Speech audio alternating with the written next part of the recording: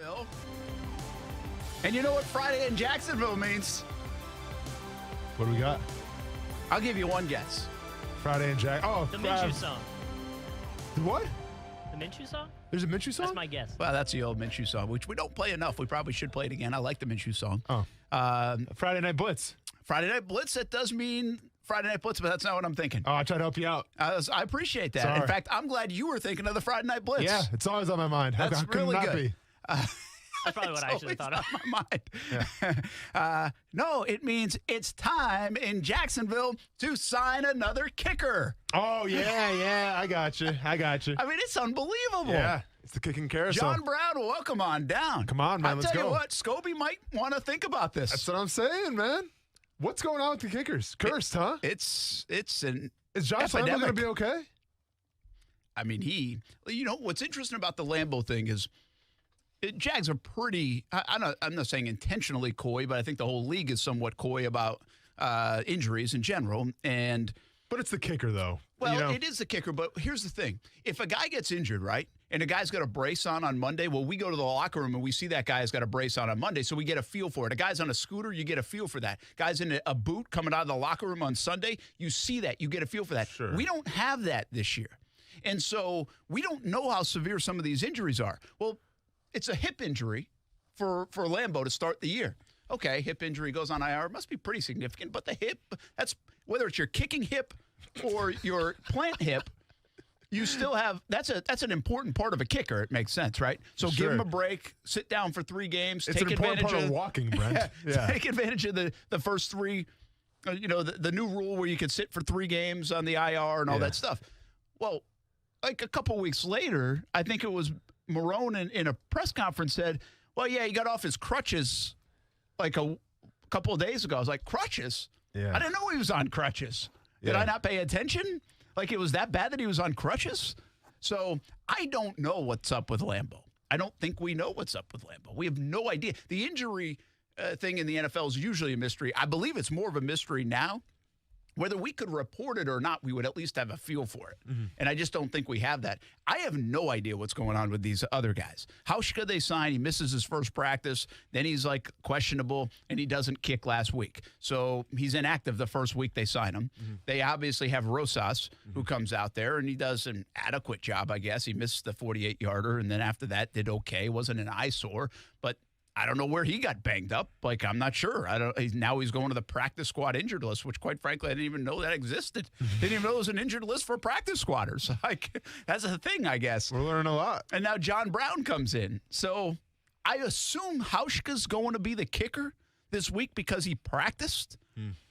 But John Brown's the backup plan because even as Doug Marone said, he's like, this is unprecedented. I haven't seen 5 kickers in 5 weeks. Yeah, I mean, I guess it's good to have a reliever, right, to come off the bench just in case. You want to go with the righty or the lefty. I will say this, from a Jags perspective, they really, I guess it wasn't week 1, was it? It was week 2 that Lambo went down. But I thought special teams was going to be an advantage most of the year for the Jags. I like the way Logan Cook punted last year. I think they have some return guys. They usually Joe DeCamillis is one of the best in the league, usually year in, year out. And Lambo has been one of the best kickers around. So I go into this year and I'm like, listen, they've got a lot of problems. But I like their offense more than people like it. Their defense is going to be a struggle. But their special teams could make up for some of these things along the way in close games. Well, as soon as Lambo went down, and they had the mess of the Tennessee game with the squib kick and everything else. I mean, now I don't feel that way. And, of course, there's no reason to feel that way. The Jags special teams is not an edge. In fact, it might be another weakness of theirs, as we head into the second month of the season. Yeah, I mean, listen, it's especially for the Texans game coming up, we expect it to be a shootout, right? And even though it's going to be a shootout, this can come down to one possession kind of games. And then this could come down to a big kick here or a big kick there. So, you know what they always say? They say special teams is 1/3 of football. Right now, any starter on defense or offense will tell you, well, let's calm down just a little bit. Like, it's a big part of football. But is it truly 1/3? Well, that 1/3 can make a difference between winning and losing with missed field goals, mixed extra points, etc. It's a big part of the game because I don't think it's 1/3 of the game, to be honest with you. I don't. Don't ever tell us Joe DeCamillis, man. Listen, they've shut done this show down. They've done a good job of rebuilding that special teams and making it an emphasis. I have no problem being an emphasis because you don't want it to come up and bite you. Like you you always say that about like even Alabama and college teams. Like you give all these scholarships away and you can't get yourself a kicker, right? I mean, it's the kicker over the years that have hurt programs like even in Alabama or Auburn or whoever. And now I feel like a lot of them have very good kickers. I mean, look down the road in Florida. They've done a great job with their punting and kicking situation the last handful of years, even when they weren't very good. And now that they're set up well, they have trust in that. Georgia, obviously, with Blankenship and what he was able to do for them. So I think they've even altered that. But it used to be like, yeah, we'll just go get a guy. No, it's an important part of it because when you need it and it doesn't work, it looks awful. And you're like, why didn't we go get a guy that we could trust? And so I think the NFL, the way it's built, every game is supposed to be like last night, 20-19, where you come down and have a chance to kick a field goal. So you have to have that part of the game be trustworthy. It's a big part of it in a close league, in a league that's supposed to be built on parity. And right now I just think it's another one of the deficiencies of the Jacksonville Jaguars until somebody proves it themselves. But I got to believe Doug Marrone's going into this game and saying, I don't know what I'm going to get out of Hauschka, right? Yeah. I don't know if he's even going to make it through a game. I mean, it becomes a little bit of, in the back of your mind, something you worry about if you're the head coach. Well, and at the end of the day, too, you know, when you have a defense who's kind of a liability at this point, right? And obviously the defense does give you an advantage. You need every little nick and cranny of an advantage you can get. And that can come from your field goal kicker. You know, that could come from maybe like an onside kick surprise, something like that. And with that being said, Josh Lambo being out right now, well, obviously you don't get that distinct advantage. So it kind of puts you behind the 8 ball even more right now in terms of winning games, especially with a team that's so desperate like the Jacksonville Jaguars. I would say, too, like, listen, this is going to be a little more far-fetched, but follow me anyway. You know, you could go 3 years without a fake field goal as a team. I mean, heck, I don't remember the last fake field goal? Yeah, I can't remember a fake field goal. I don't even remember one. When was the onside kicks last year, though? We had a couple onside kicks. But now onside kicks are becoming extinct because it's so hard, unless it's Atlanta who doesn't know how to pick it up. Yeah. And you have to do it, you know, unless you have to do it, like the Jags did last week. Did the Jags have to do it last week? Yeah, they did last week, right? Yeah. But my point being, even if you work with this one group, right, with your kicker and everybody and your holder and everything else on even that tool, like if I'm Houston, I'm like, well, they definitely aren't. We can throw that out. They're not fake field goal. They're not. We don't even have to worry about that because they got a new guy in. They haven't even worked on that. We're not even have to worry about it, right? So it just becomes one other thing you don't even have to game plan for if you're the opponent. And I know that's a little far-fetched because, like I said, I don't even remember the last fake field goal in Jacksonville. It's been a long time. Yeah. Somebody remind me because I'd love to remember. Like I feel like it might have been against like the Jets or something like that a few years back. But I think I'm guessing. I don't remember. And by the way, I think it might have been a botched one. Like, I don't remember the last successful fake field goal in Jacksonville. Does somebody else remember? Let me know if you do, because I don't. Fake punt now, we've seen him do that. Yeah. We've seen Doug Marrone do that, boy, I want to say 3-4 times over the last few years. So we got a big weekend in the NFL coming up, obviously. It's a great weekend in sports. I mean, these last couple of weeks, you know what tipped it off for me? What's up? You know what kind of like, yeah, the NFL came back and you got used to that. And I always said, if you could play 1 o'clock games on Sunday and people are used to that, that feels a little bit more normal. Well, the other thing that I believe that really happened is kind of the SEC coming back in the full slate, what felt like a full slate of football. It's not necessarily because of Big 12 and Pac-12. They're still not back yet. That'll happen later. But I feel like this week we've got a ton of good games in college football. Yeah. It feels like we have our high school football Friday, our Saturday college football, our Sunday, and heck, now we're getting bonus time. Monday and double headers in NFL and Tuesday games. Yeah, the whole Tuesday. Well, you're getting canceled a Thursday game, though. No, I know. So thanks well, for you're going to cancel next week, yeah. Yeah, so you're canceling Thursday night. Yeah, I mean, you know how I feel about it. Maction comes to the NFL. Why do we Maction comes to right now the Matt Collins They should make Ben Roethlisberger play. Now we're talking, man. Some of the best Matt quarterbacks featured. I like that. No, I mean, it's listen, the Big Ten is right around the corner. That's exciting, and I get what you're saying, man. This is kind of like, to me, it's kind of like we're in the heart and out of the college football season, even though we're really not. We're a couple weeks in. We're still in the infancy, but it's like with these big games now, it's almost like, oh, this is like rivalry week coming up a little bit. A lot of interesting matchups, so I can appreciate it. And listen, I'm all for a football game on Tuesday. You know, it's something for me to do on Tuesdays because there's no wrestling on, so I'm for Tuesdays. Usually Tuesdays are my Call of Duty night, so it's all good there. But once again, and you know how I feel about the Tennessee Titans here, Brent.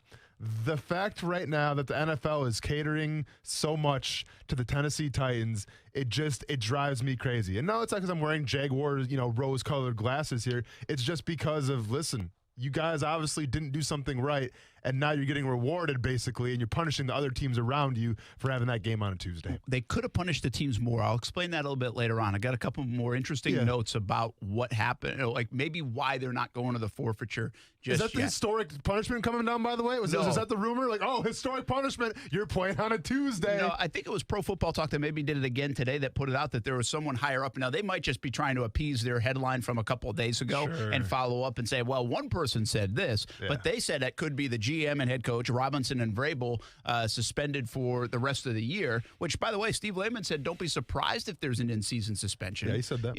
And we were guessing, but he said, don't be surprised. And I think they levied like maybe a $10 million fine in terms of the scenario that one person presented the NFL could do. We'll see. I think the fine is whatever. These guys, the money, to me, the money doesn't impact.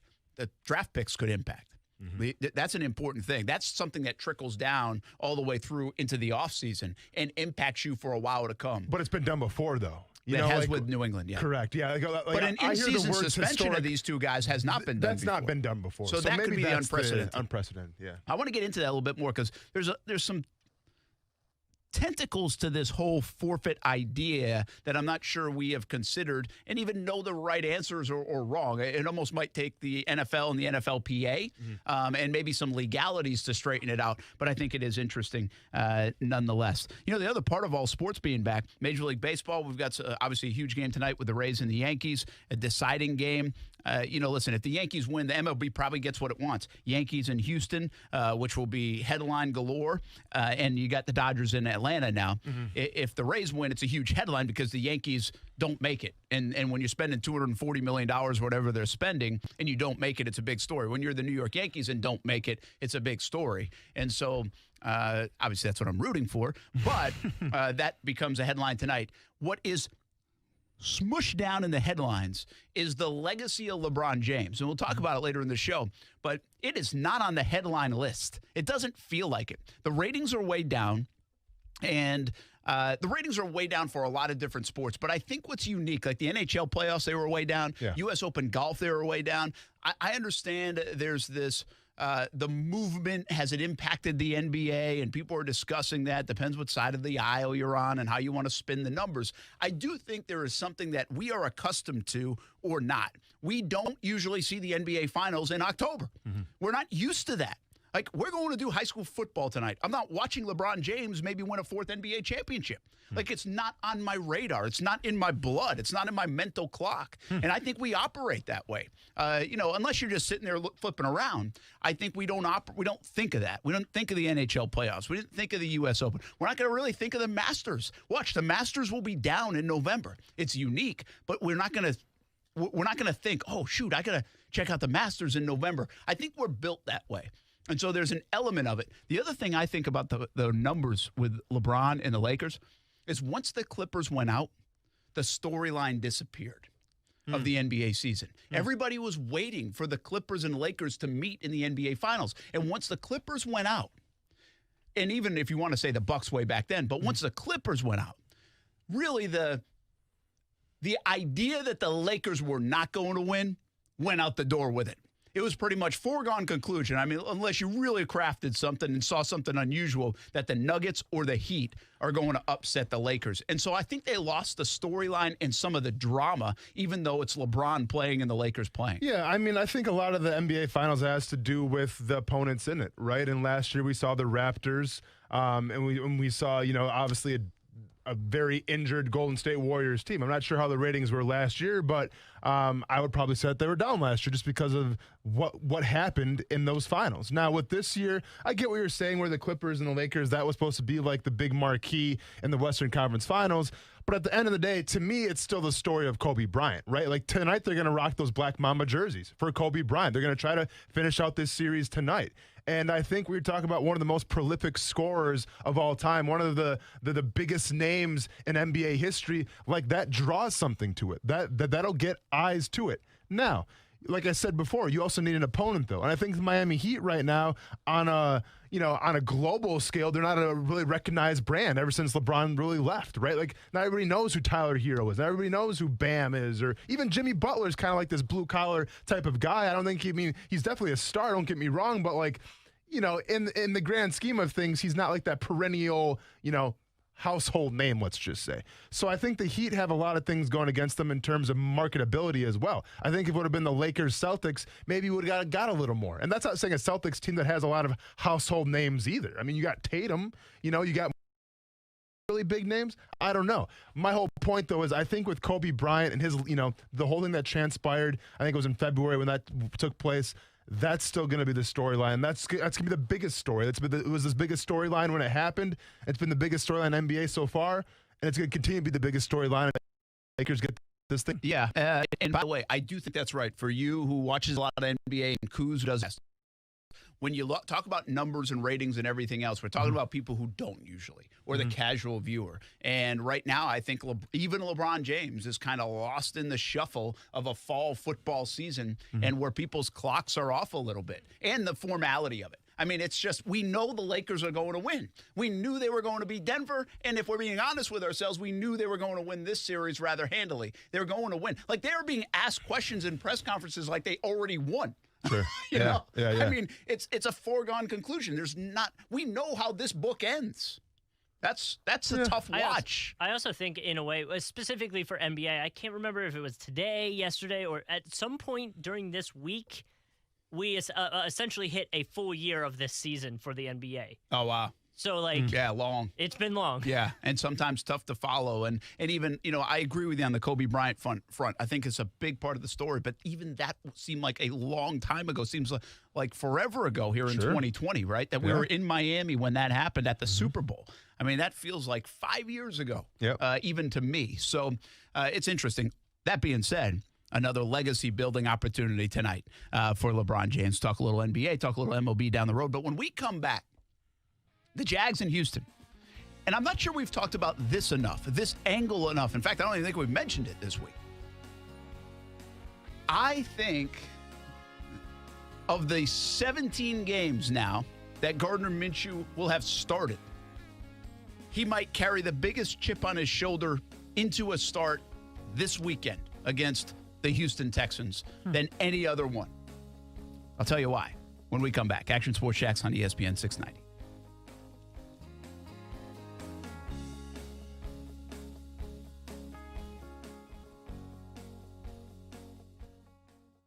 Action Sports Jacks with Brent Martineau on ESPN 690 is brought to you by Best Bet Jacksonville and Orange Park. Now, the First Alert forecast on ESPN 690. A mix of clouds and sun, very warm and humid today with scattered showers and a few thunderstorms developing, shifting more inland this afternoon with highs in the mid to upper 80s. Join me beginning at 5 p.m. for CBS 47 at Fox 30 Action News Jacks from the First Alert Weather Center. I'm Chief Meteorologist Mike Burrish. The Weather Center is brought to you by Beard's Diamonds. Don't miss Beard's BOGO Wedding Band Sale October 10th through the 24th. Attention all Camry buyers. If you've been wanting a new Camry, then I've got great news for you because today's the day to get your Camry and save big at Arlington Toyota. It's the Today's the Day sales event going on now at Arlington. And they've made a special purchase of 2020 Camrys. That means they've got 132 new 2020 Camrys in stock and ready to sell. But with a deal like this, you got to get yours before they're all gone. Make today the day you save big at Arlington and buy a new 2020 Camry at 0% for 60 months plus no payments for 90 days. And with every new vehicle purchase from Arlington, you get a lifetime warranty with unlimited time and miles. Plus, you can buy with total peace of mind thanks to Arlington's 30-day exchange policy. That's 30 days to love it or exchange it. Want a new Camry? Then today's the day, but they're going fast, so don't wait. Shop safely in person, 10939 Atlantic Boulevard, or online at arlingtontoyota.com. Visit arlingtontoyota.com/today's the day for full details. Join ESPN 690 in Shopping the 904. When you help businesses here on the First Coast, you're really helping all of us. And it keeps our local economy going. That means jobs. 2020 has been a really tough year, especially for locally owned businesses. And you can make a difference when you shop local. So if you live in St. John's, Duval, Baker, Clay, Nassau, or other surrounding counties, shop local. Shop the 904. Shop the 904. For more than 25 years, the potential for health improvement is seen with each patient that walks through our doors. Healthcare decisions don't have to be confusing. Make Island Doctors your medical practice. My husband and I have been coming to Island Doctors for approximately 10 years, and we have been very happy with them, and we trust them. Call us today and schedule a tour of one of our locations near you and take a look at our Best Wellness program, and welcome home. Call 1-877-434-4676 or visit islanddoctors.com. It is the home of the Action Sports Jack's Dream 18, and make it your home course as well. The Golf Club at Southampton in North St. Johns County, located off County Road 210. It's family-owned and operated. Southampton is a fun course to play, and the Golf Club at Southampton offers club membership programs starting at just $79. With its elite practice facilities and player-friendly golf course design, it'll be your gateway to a great time with the family or with your buddies. For information on the membership programs, call the Golf Club at Southampton, 904-287-PLAY. Again, it's 904-287-PLAY. The First Coast is booming. With interest rates at historic lows, there has never been a better time to call Brandon Ponsel and his network of local experts at Jack's Coastal Homes. You can visit them at jackscoastalhomes.com or call them today at 904-206-9480 and mention ESPN 690 to receive up to $2,500 towards your closing cost. Need to sell? Powered by the unparalleled technology of EXP, Brandon will guarantee the sale of your home in under 60 days, or he'll sell it for free. The First Coast market is on the move. Are you? As the seasons change, there's one thing that never changes: the importance of clean drinking water. A Connecticut system from CGC Water removes up to 99% of contaminants. Now that's clean, and that's also why our family has a Connecticut system from CGC Water. Yours can too. Right now, CGC Water is offering a free A200 reverse osmosis drinking water system with the purchase of a Connecticut Premier softener. Connecticut Premier softeners are non-electric and have twin tanks, making them super efficient, saving you money. If you're not filtering your water, you are the filter. Schedule your free water test today and get peace of mind knowing your family's water is safe water. CGC is still taking extra precautions with in-home visits and continuing to follow CDC guidelines. Remember, this is a limited time offer, a free A200 reverse osmosis drinking water system with the purchase of a Connecticut Premier softener. Financing available with approved credit. Just call 904-552-1242 or visit cgcwater.com. Serving Northeast Florida and Southeast Georgia, CGC Water Treatment, your local independent Connecticut dealer.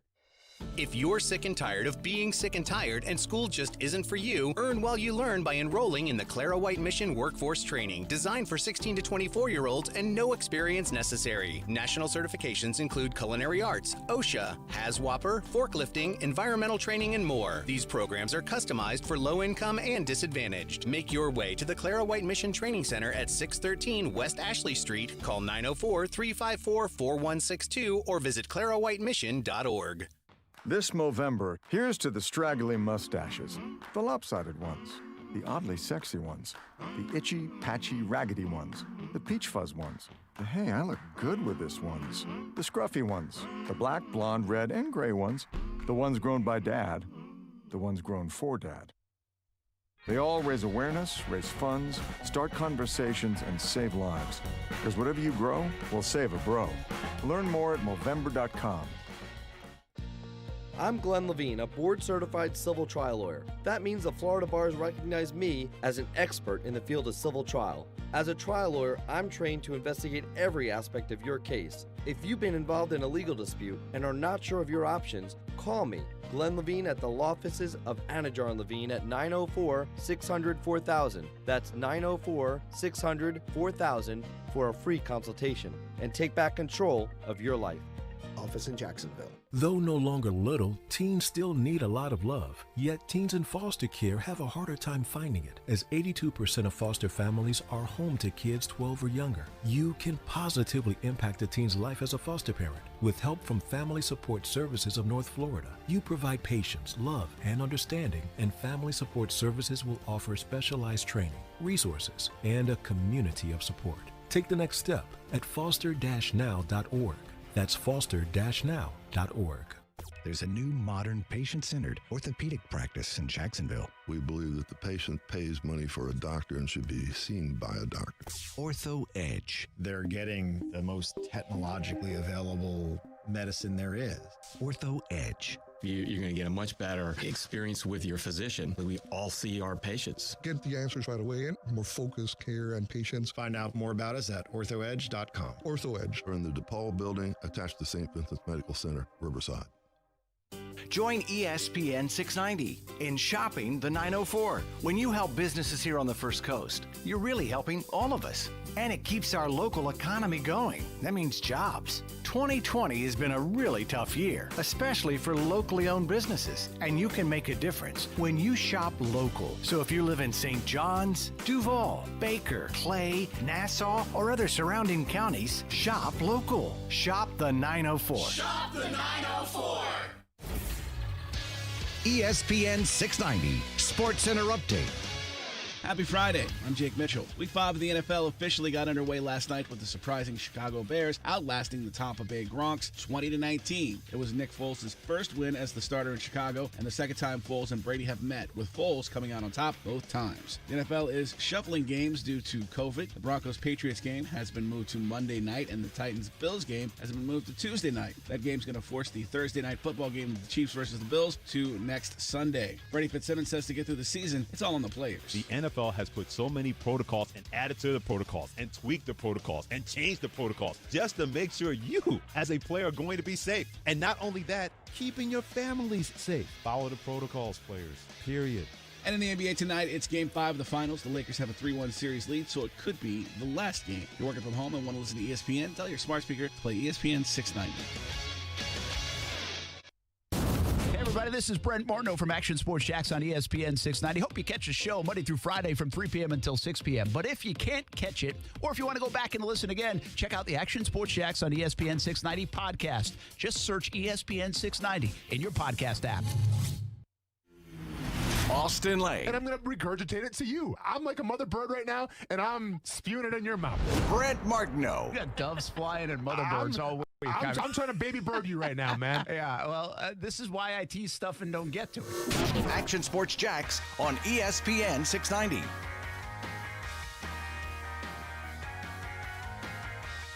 Ryan Clark, which one of those do you like? Minshew, Bridgewater, Herbert, or Jones? I go Teddy Bridgewater. Did he mean Daniel Jones? No one's picking Daniel Jones in anything, bro. Not even me. Not even. Oh, really? You gave up on him? I didn't give up on him, but if you give me those 4 quarterbacks, I'm not picking him. Who'd you take? You had to go Herbert right now, right? No, I would go Gardner. Okay. Wouldn't you? The numbers he's putting up? Like having the best year right now? This was a fantasy question, right? As a fantasy. To set it up for you guys, Greeny has a quarterback that's on a bye this week, so he has to pick up a quarterback. He said he was going to go with Jones, and then asked Ryan Clark, and Ryan Clark said Bridgewater. He said he was going to go with Daniel Jones? Oh, no, I think so, I'll take Daniel Jones, too. They're playing the Cowboys. The Cowboys. Hey, we're talking about Baker Mayfield being how good this year. All of a sudden, he plays the Dallas Cowboys, and Baker Mayfield's back. Now, all of a sudden, those commercials that we see on TV are like, they're pretty funny again. Yeah, Baker Mayfield's the man. You would seriously take Daniel Jones again because he's playing the Cowboys? I would play Daniel Jones, yes. Okay, not pick him up. But I'm not the GM of rebuilding a team. I'm saying if you're in dire needs right now, welcome to the Austin Lane Fantasy Corner, real quick, everybody. Hey, listen, COVID-19, things like that, quarterbacks are at a high commodity right now, and people could be sitting out. With that being said, if you're in the need for a quarterback right now, it's probably going to come down to a couple people. Gardner Minshew, Justin Herbert, Daniel Jones, Teddy Bridgewater. And I'll tell you what, it's hard to trust Daniel Jones right now, right? Because he hasn't given you a reason to trust him. But I think this matchup against the Cowboys, it's the prime matchup to get back on track. Keep in mind, Dallas Cowboys, a very high-scoring team. If New York wants to stay in it, and trust me, they do, they're still right in contention for a division, they got to score points as well. This will be the Daniel Jones breakout game. Take him in fantasy. Well, Daniel Jones and the Giants played the Rams last week. That was a high-scoring team, too. How did that work out? Oh, I'm sorry. Aaron Donald, not bad. Jalen Ramsey, pretty good. How's that Cowboys defense treating everybody? I know they're bad, but the Giants are so bad on offense is my point. You can't take him. Brent, what did I just say about Baker Mayfield? This was a guy ready to write off a little bit. He plays the Dallas Cowboys in Dallas, mind you, and all of a sudden, Odell Beckham Jr., back. Jarvis Landry, back. Kareem Hunt, what up? Baker Mayfield, you bet. Like, they're back. The Cleveland Browns are back. So who's coming back for the Giants? Ingram? Evan Ingram, Golden Tate, Slayton. Let's go. No. So, okay, who are you taking? Let's go. Let's get your... Well, I already told you, like, out of Bridgewater, Carolina, they're playing... It's good that you did your fantasy Falcons. research. There you go. Playing the Falcons. There you go. That's not a bad play because of that. Yeah. Not bad. They're giving up 30 not again. bad. Yeah, not bad. I think if you in the Dallas category. Well, listen, don't bring up New York's wide receivers and then try to counter that with Carolina's wide receivers. Well, fair point. There you go. I'm just saying who they're playing. That would be the argument for Gardner, right? Well, and who's the other one? Oh, Herbert. See, Herbert's doing a really nice job. Doing a fantastic job. But they're very, from a fantasy standpoint, I would be a little hesitant just because, first of all, the Saints are very good. And we saw what the Saints can be very good. Especially at home, too. They're at home. Yes. Saints are at home. And we saw what they did to young quarterback Gardner Minshew here. He had maybe his worst game of the season last year. Yeah. So I'd be hesitant. But my point in the Herbert thing is I feel like they're managing him well, right? They're not like saying, hey, go throw it 40 times.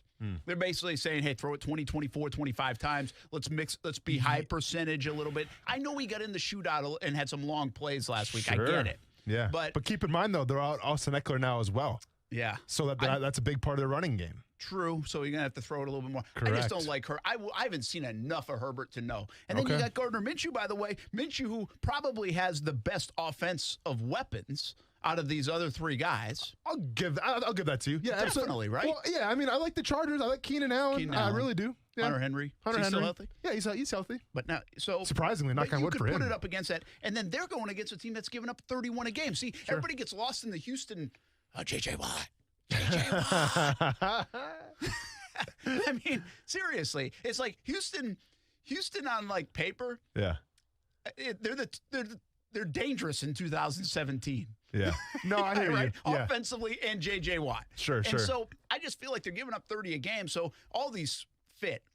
Because they could be shootouts. That's why the question got brought up on Greenberg's show. I just think slam dunk, I would take Minshew. He's done more. Brett, careful now with the slam dunk because remember, like people are listening to us for fantasy advice, and I'm putting my name on this too. I'm not saying it's a slam dunk Gardner Minshew. I'm saying, hey, check out Daniel Jones, and I'm also saying check out Justin Herbert because you want to talk about the Texans, J.J. Watt. Let's talk about the Saints. Lattimore. Cam Jordan. Guess what? Derek Carr had 3 touchdowns against the Saints. In case you didn't remember, Aaron Rodgers picked them apart at New Orleans. Matthew Stafford, not a bad day against the Saints as well. So the Saints right now are giving up buku points, and I think that if you're in the stretch, you need a quarterback, go with Daniel Jones, Justin Herbert, or Gardner Minshew to make Brent happy. All right, speaking of Gardner Minshew, okay? By the way, I can't wait to see how this all plays out for next week. Do you want to make a bet about it? You want to make a bet? Who are you taking? Sure. You taking Gardner Minshew? I'm taking Gardner Minshew. Go ahead and give me Daniel Jones then. Okay, and now I'm going to tell you why Gardner Minshew should have the biggest chip on his shoulder yet. Okay. Nice segue. I like this. Of the 7, he started 16 other games. But he should have the biggest chip yet, motivation and focus and want to in this game, and I'm sure he's got plenty of that every single week. But I think he should have more this week. Because if you go back to his other 16 starts, other than the Saints game, you can make the case that he's played no worse football than he has against Houston. Correct. In that game in the UK, you're talking about. In London. Yeah. And listen, if you're being honest with yourself, even his first career start, which give him a little leeway there, was his first career start in Houston in game 2 of last year. While he rallied them back at the end, he wasn't very good up until that point. I remember that game very well. That's what got me banned off Sirius XM radio for NFL because they had me on doing the pregame prediction. I told you the story. They had me on doing the pregame prediction of the Texans and Jaguars, and I said, guarantee it, Jaguars come out, win by at least 10 because Houston's not used to traveling to London. The Jaguars practically live there. Going to see a big day from Gardner Minshew. Jaguars win by a landslide. Hey, haven't got a call back, let's just say, from that show. Haven't got a call back. Yeah. Anyways, that's awesome. Yeah. Maybe they're not doing it. Oh, no, the show's still on. No, you're just not doing it. Oh, yeah, for sure. We keep your key card works here. Don't worry. So anyway, here's why. Look at these games against Houston. Last year, it was his first start. Again, 23 of 33, which wasn't terrible, right? 69%, but he's thrown it 213 yards. And I think you have to remind yourself he did a lot of that damage late because he brought him back and almost scored twice in the last 5 minutes of that game. Remember, they missed a 2-point conversion. He actually ran the ball around that day. That was the game that he kind of created an excellent play late in that game because he created some time along the right sideline and then threw the touchdown, as I remember it. Might have been to Chark, might have been to Cole. I can't remember. But he ran for 56 yards that day. It's sacked 4 times. He fumbled 3 times in that game against Houston. So then I take you to the London game. And the London game, which I think statistically outside of New Orleans is his worst game. He is 27 of 47. He throws for 309 yards, but we know this was a lot of garbage yardage in the second half against in that London game against Houston. 2 interceptions, 3 sacks, 2 fumbles. Turned it over 4 times. Okay? And that was a critical game of the season for the Jags, but also for him as a starting quarterback at the moment. I believe, based on those 2 games, there's 2 ways to go here. He either just didn't play well in those games, or we're going to start to get a trend and a little bit of a storyline if he doesn't play well against Houston that he can't play well against Houston. And that's problematic. You don't want that trend because, Bortles didn't play well against Houston. Now, listen, the Jags overall haven't played good against Houston and Tennessee in the division for a long time, but Bortles had a tough time against Houston. Then I think it was the one game here in 17 where he aired it out, and they looked really good. Remember that 3-week stretch? Sure. I think Houston was one of those games. But Houston had a miserable season that year. I just think you've got to be a little careful to stink it up against a division opponent 3 times in a row. And the circumstances are all different. He was getting his first start. The London game, first time he's going over there. There was a lot on that game, a lot of pressure because of the subline of Foles coming back. But now there's not that. This is a team that's given up 30 a game. You need to play a good football game, and you need to win a football game. And I think there's one other element of this. It's not – one of it is, hey, you got to play better against Houston. It's a division opponent. I mean, you can't go 3 games in a row and look like that. Not when you've looked good in a lot of other spots. And the other thing is, if he wants to be the franchise guy, and I've clearly already said he's a starting quarterback in the NFL. We're trying to find out if he's a franchise guy. And if you are, you better beat some of the elite quarterbacks in the game. And you got to win some of those matchups because you can't be put in that category if you can't beat him. And I understand he's not the only guy on the field, but you want to be able to win some of these head-to-head matchups. And Deshaun Watson is the elite quarterback in the AFC South. And, well, they're not very good. They're 0-4. He's not playing great. It's a great moment for Gardner Minshew to go get a win on the road and maybe even out-duel and outperform Deshaun Watson because I think this is going to be a shootout on Sunday. So check this out, though. This is where I disagree with you. I don't think it's going to be a shootout like everyone says it's going to be. And here's why. I think Gardner Minshew will have one of his best games of the season on Sunday, okay? I truly think that. But the reason why I think he's going to have a great game is the same reason that I don't take him in fantasy right now over Justin Herbert or Daniel Jones.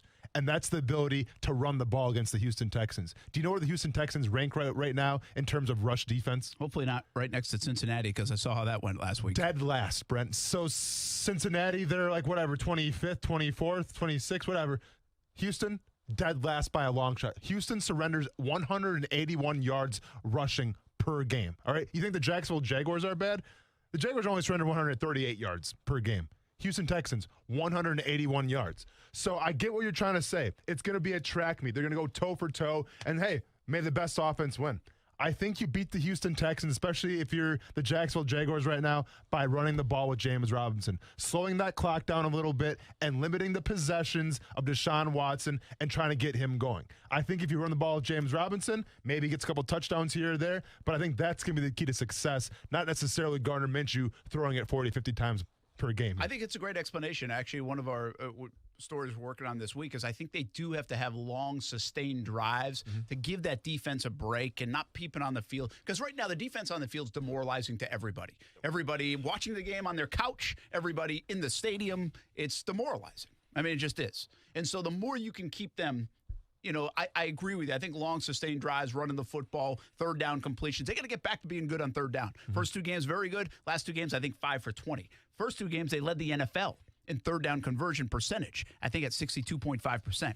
So they have to get back to those sustained drives, keep Deshaun Watson off the field, limit the opportunities, limit the vulnerability of your defense. So I get it, but that still doesn't mean you can't outduel a guy. I mean, everybody's going to get a certain amount of possessions. No, I hear you, man. But what are we talking about this whole week, though? It's like we got to stop Deshaun Watson. You got to stop Deshaun Watson. And you even said it yourself.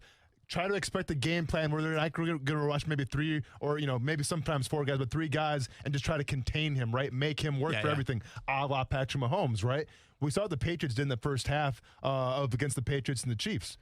They ran the ball. They kept Patrick Mahomes off the field. And when he got on the field, he just wasn't comfortable. Yeah. To me, that's how you beat Deshaun Watson. I'm not calling the Houston Texans the Kansas City Chiefs by any means.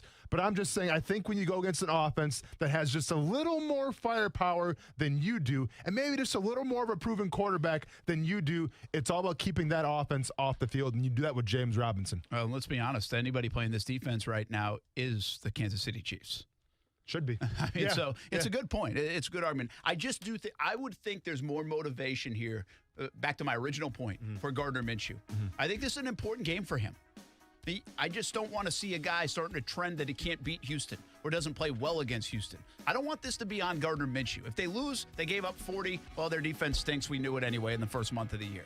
I think I need the Jags to look good on offense. I need Gardner Minshew to look good. And whether that is 20 of 25 or it's 32 of 45, whatever it is, whatever style you want to go after, I think I need a good game out of Gardner Minshew. No, for sure. And 4 turnovers, the London game, 3 fumbles the first time, that ain't going to cut it. He's got to hold on to the ball on Sunday. And I'm just saying, though, if you do pound the rock with James Robinson a little bit, that opens up a lot of things with the Jay Gruden offense and Gardner Minshew. Yeah, and LaVisca and get everybody involved, all that stuff. More about this game as we break it down and get you ready for it. Injuries are a concern. Will Josh Allen even play? Miles Jack questionable, but it looks like he'll be there. Jags have some injury concerns. How will this game play out? We'll get into that a little bit later on. Plus some college football talk, our picks as well. And a big day for the Jacksonville Icemen today. We'll talk about that for a couple minutes next on ESPN 690.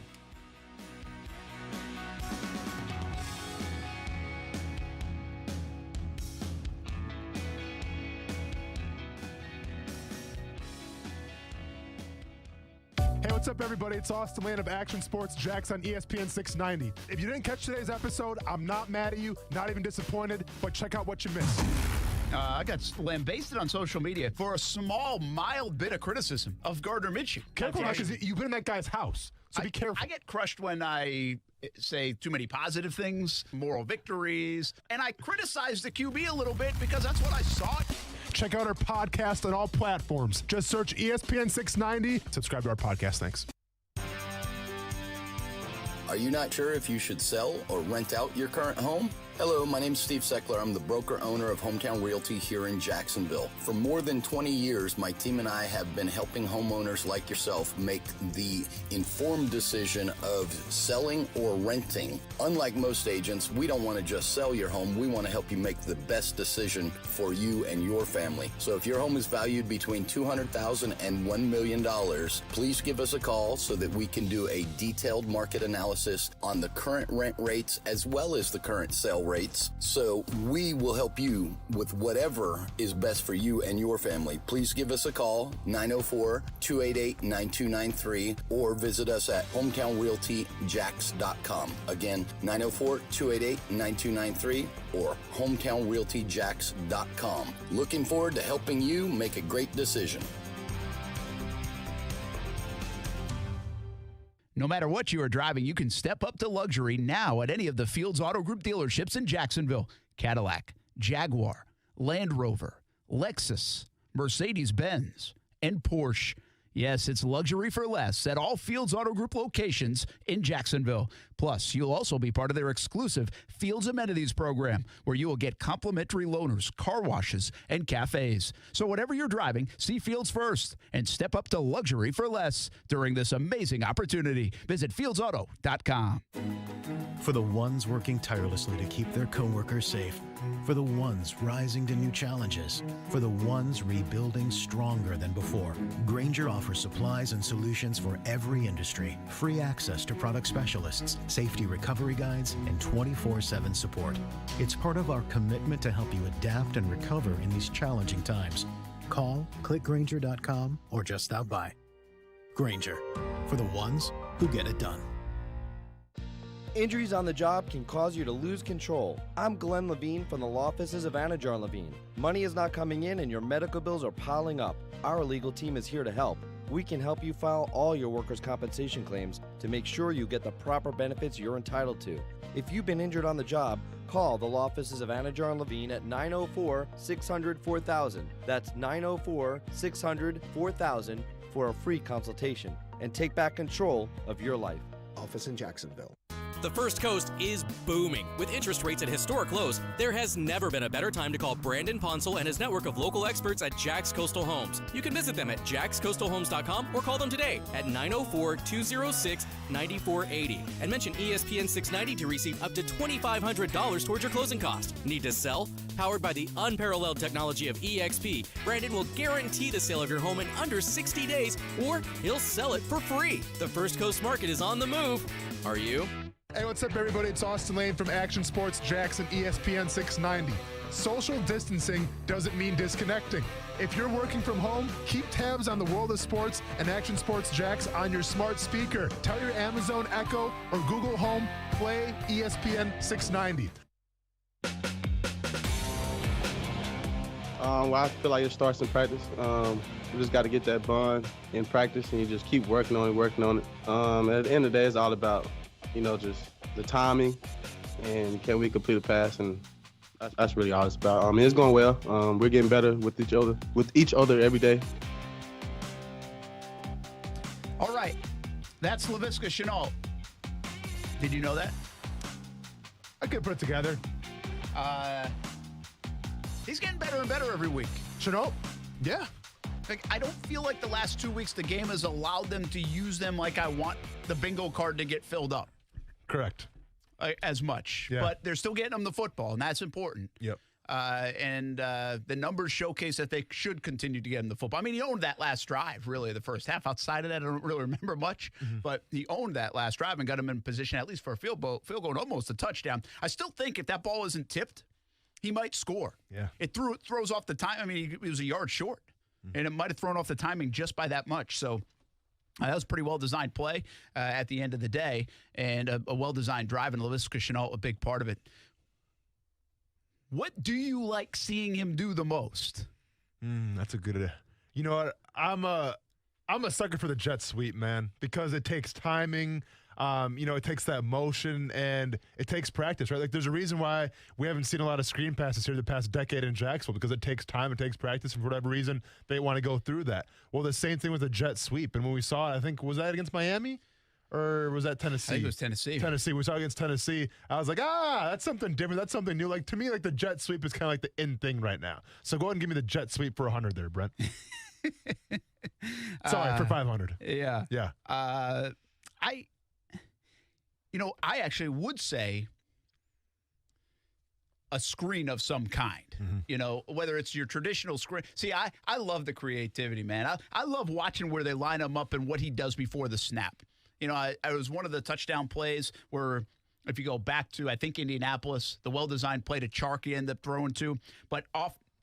Shenault had come behind the line of scrimmage, then gone back, and then I always say it looked like he was going to the bench to get some Gatorade. Yeah, because he went out of the picture, basically. He's like, what is he doing? Like, my eyes were like, what is he doing? Yeah. And I can only imagine the defense's eyes had to at least go there for a second, and then it ended up being a play flush to the right, and Gardner ends up finding Chark, I think is the play I'm remembering.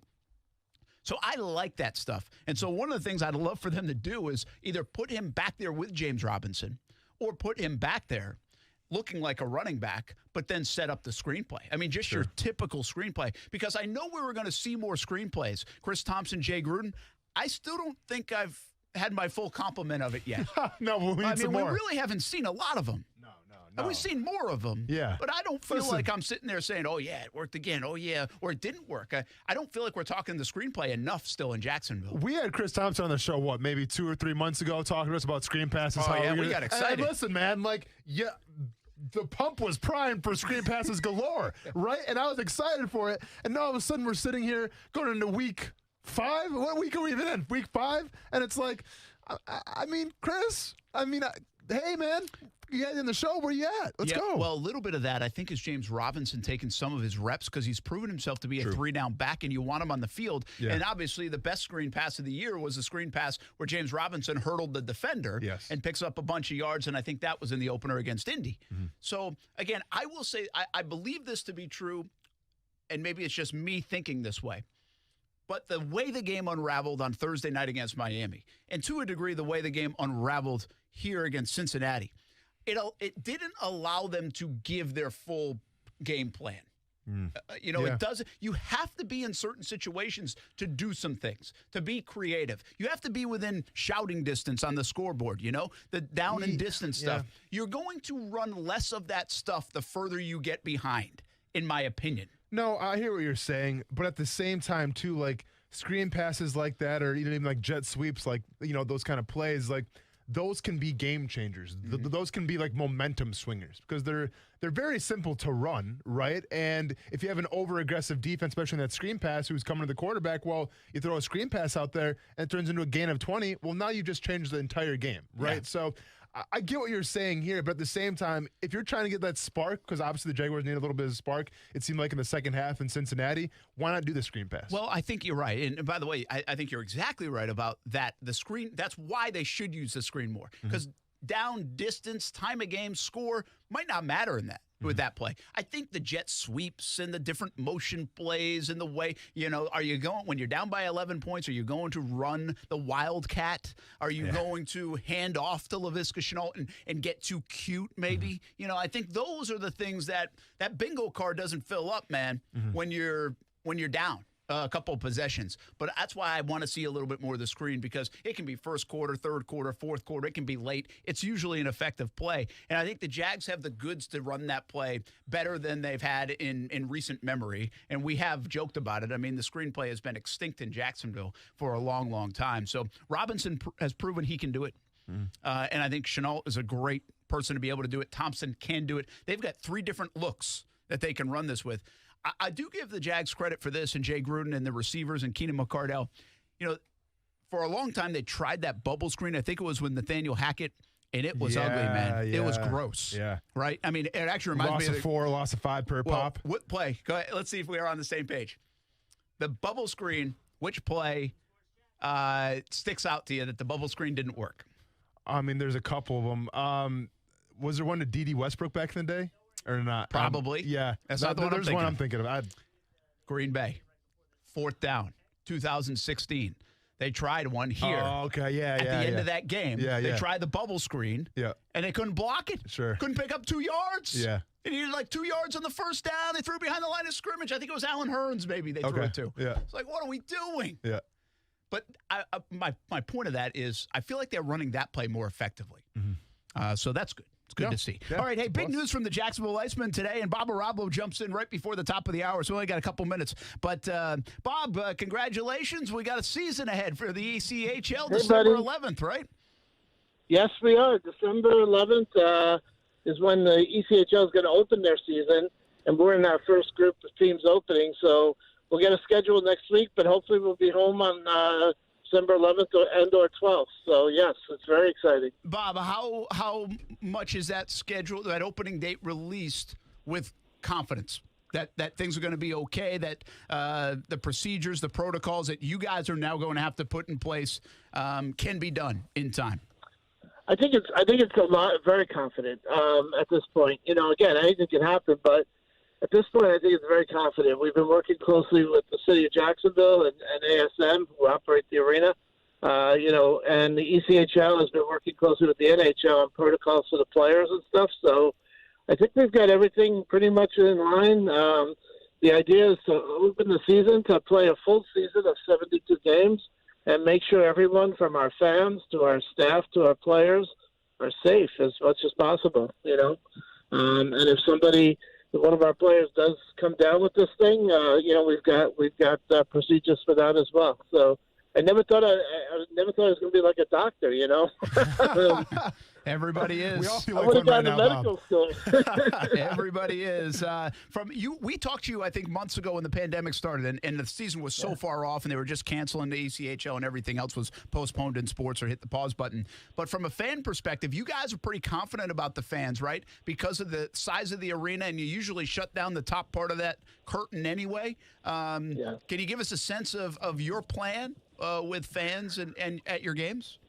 Well, I'll tell you one thing is that we're ahead of where we were last year at this time, and we were just about ready to start the season in season ticket sales and ticket plan sales. People want to get out. They want to leave their house, leave their apartments, and come do something fun and do it in a safe environment where there's social distancing and any other local mandates that Mayor Curry and the city order. We're going to make sure and enforce, but. I think they just want to get out at this point and have some fun. And, there's nothing more fun, Brent, than a Iceman game. I keep telling you that. Oh, trust me, you don't got to tell me, Bob. You guys know it. You guys know it. Yeah, you don't got to tell me that. So, obviously, it's exciting. The schedule is coming out, Bob, and I know we're still a little ways away, but I got to ask you, so the ECHL All-Star Game, I mean, is that still going to be a go in the city of Jacksonville? And for what you know right now, what is that going to look like still? Yeah, the All-Star Game was moved to next season and awarded to Jacksonville. So we're going to do the All-Star Game. It's just going to be in January of 22. So we'll still host the All-Star Weekend and everything, but we wanted to get away from, we didn't want to do it this year because there's a lot of planning and excitement that go into an All-Star event. Absolutely. And I didn't want to keep prefacing it by saying, if we're able to, So there's lots of crowds. There's a fan fest. There's, and that just would have been irresponsible for us to even try to pull off for this year. So the league did award the game to us for the following season, which is really exciting. And hopefully we're not talking about a virus that far ahead, So. Yeah, I think that was a smart move by you guys in the ECHL. So we're looking forward to 2022 in January and hosting the ECHL All-Star Game. Bob Arabo, have a great weekend, man. Exciting news that the ECHL season is on the horizon. I can't wait to see you at the arena, too, the both of you. We'll see you soon, man. We will see you there. Thanks, Bob All Arabo. right. Hey, check out JacksonvilleIceman.com for more information. JacksonvilleIceman.com for tickets and more information on what the schedule will look like.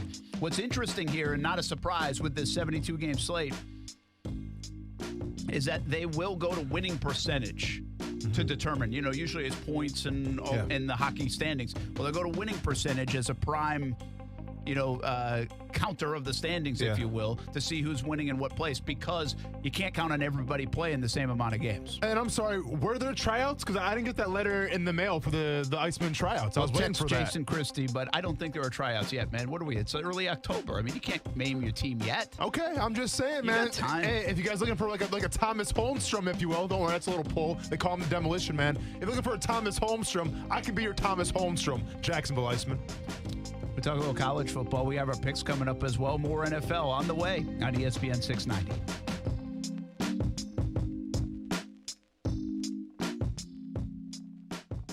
It's so good, they're bringing it back to Beard's Diamonds. No other jewelry store in North Florida can match it. It's a buy one, get one free on wedding bands for 2 weeks only, October 10th through the 24th. Yes, it's a buy one, get one free on wedding bands. And only at Beard's Diamonds. But it's happening 2 weeks only, October 10th through the 24th. If you're getting married soon or just want to upgrade your wedding bands, now is the time. Beard's Diamonds at a St. John's Town Center.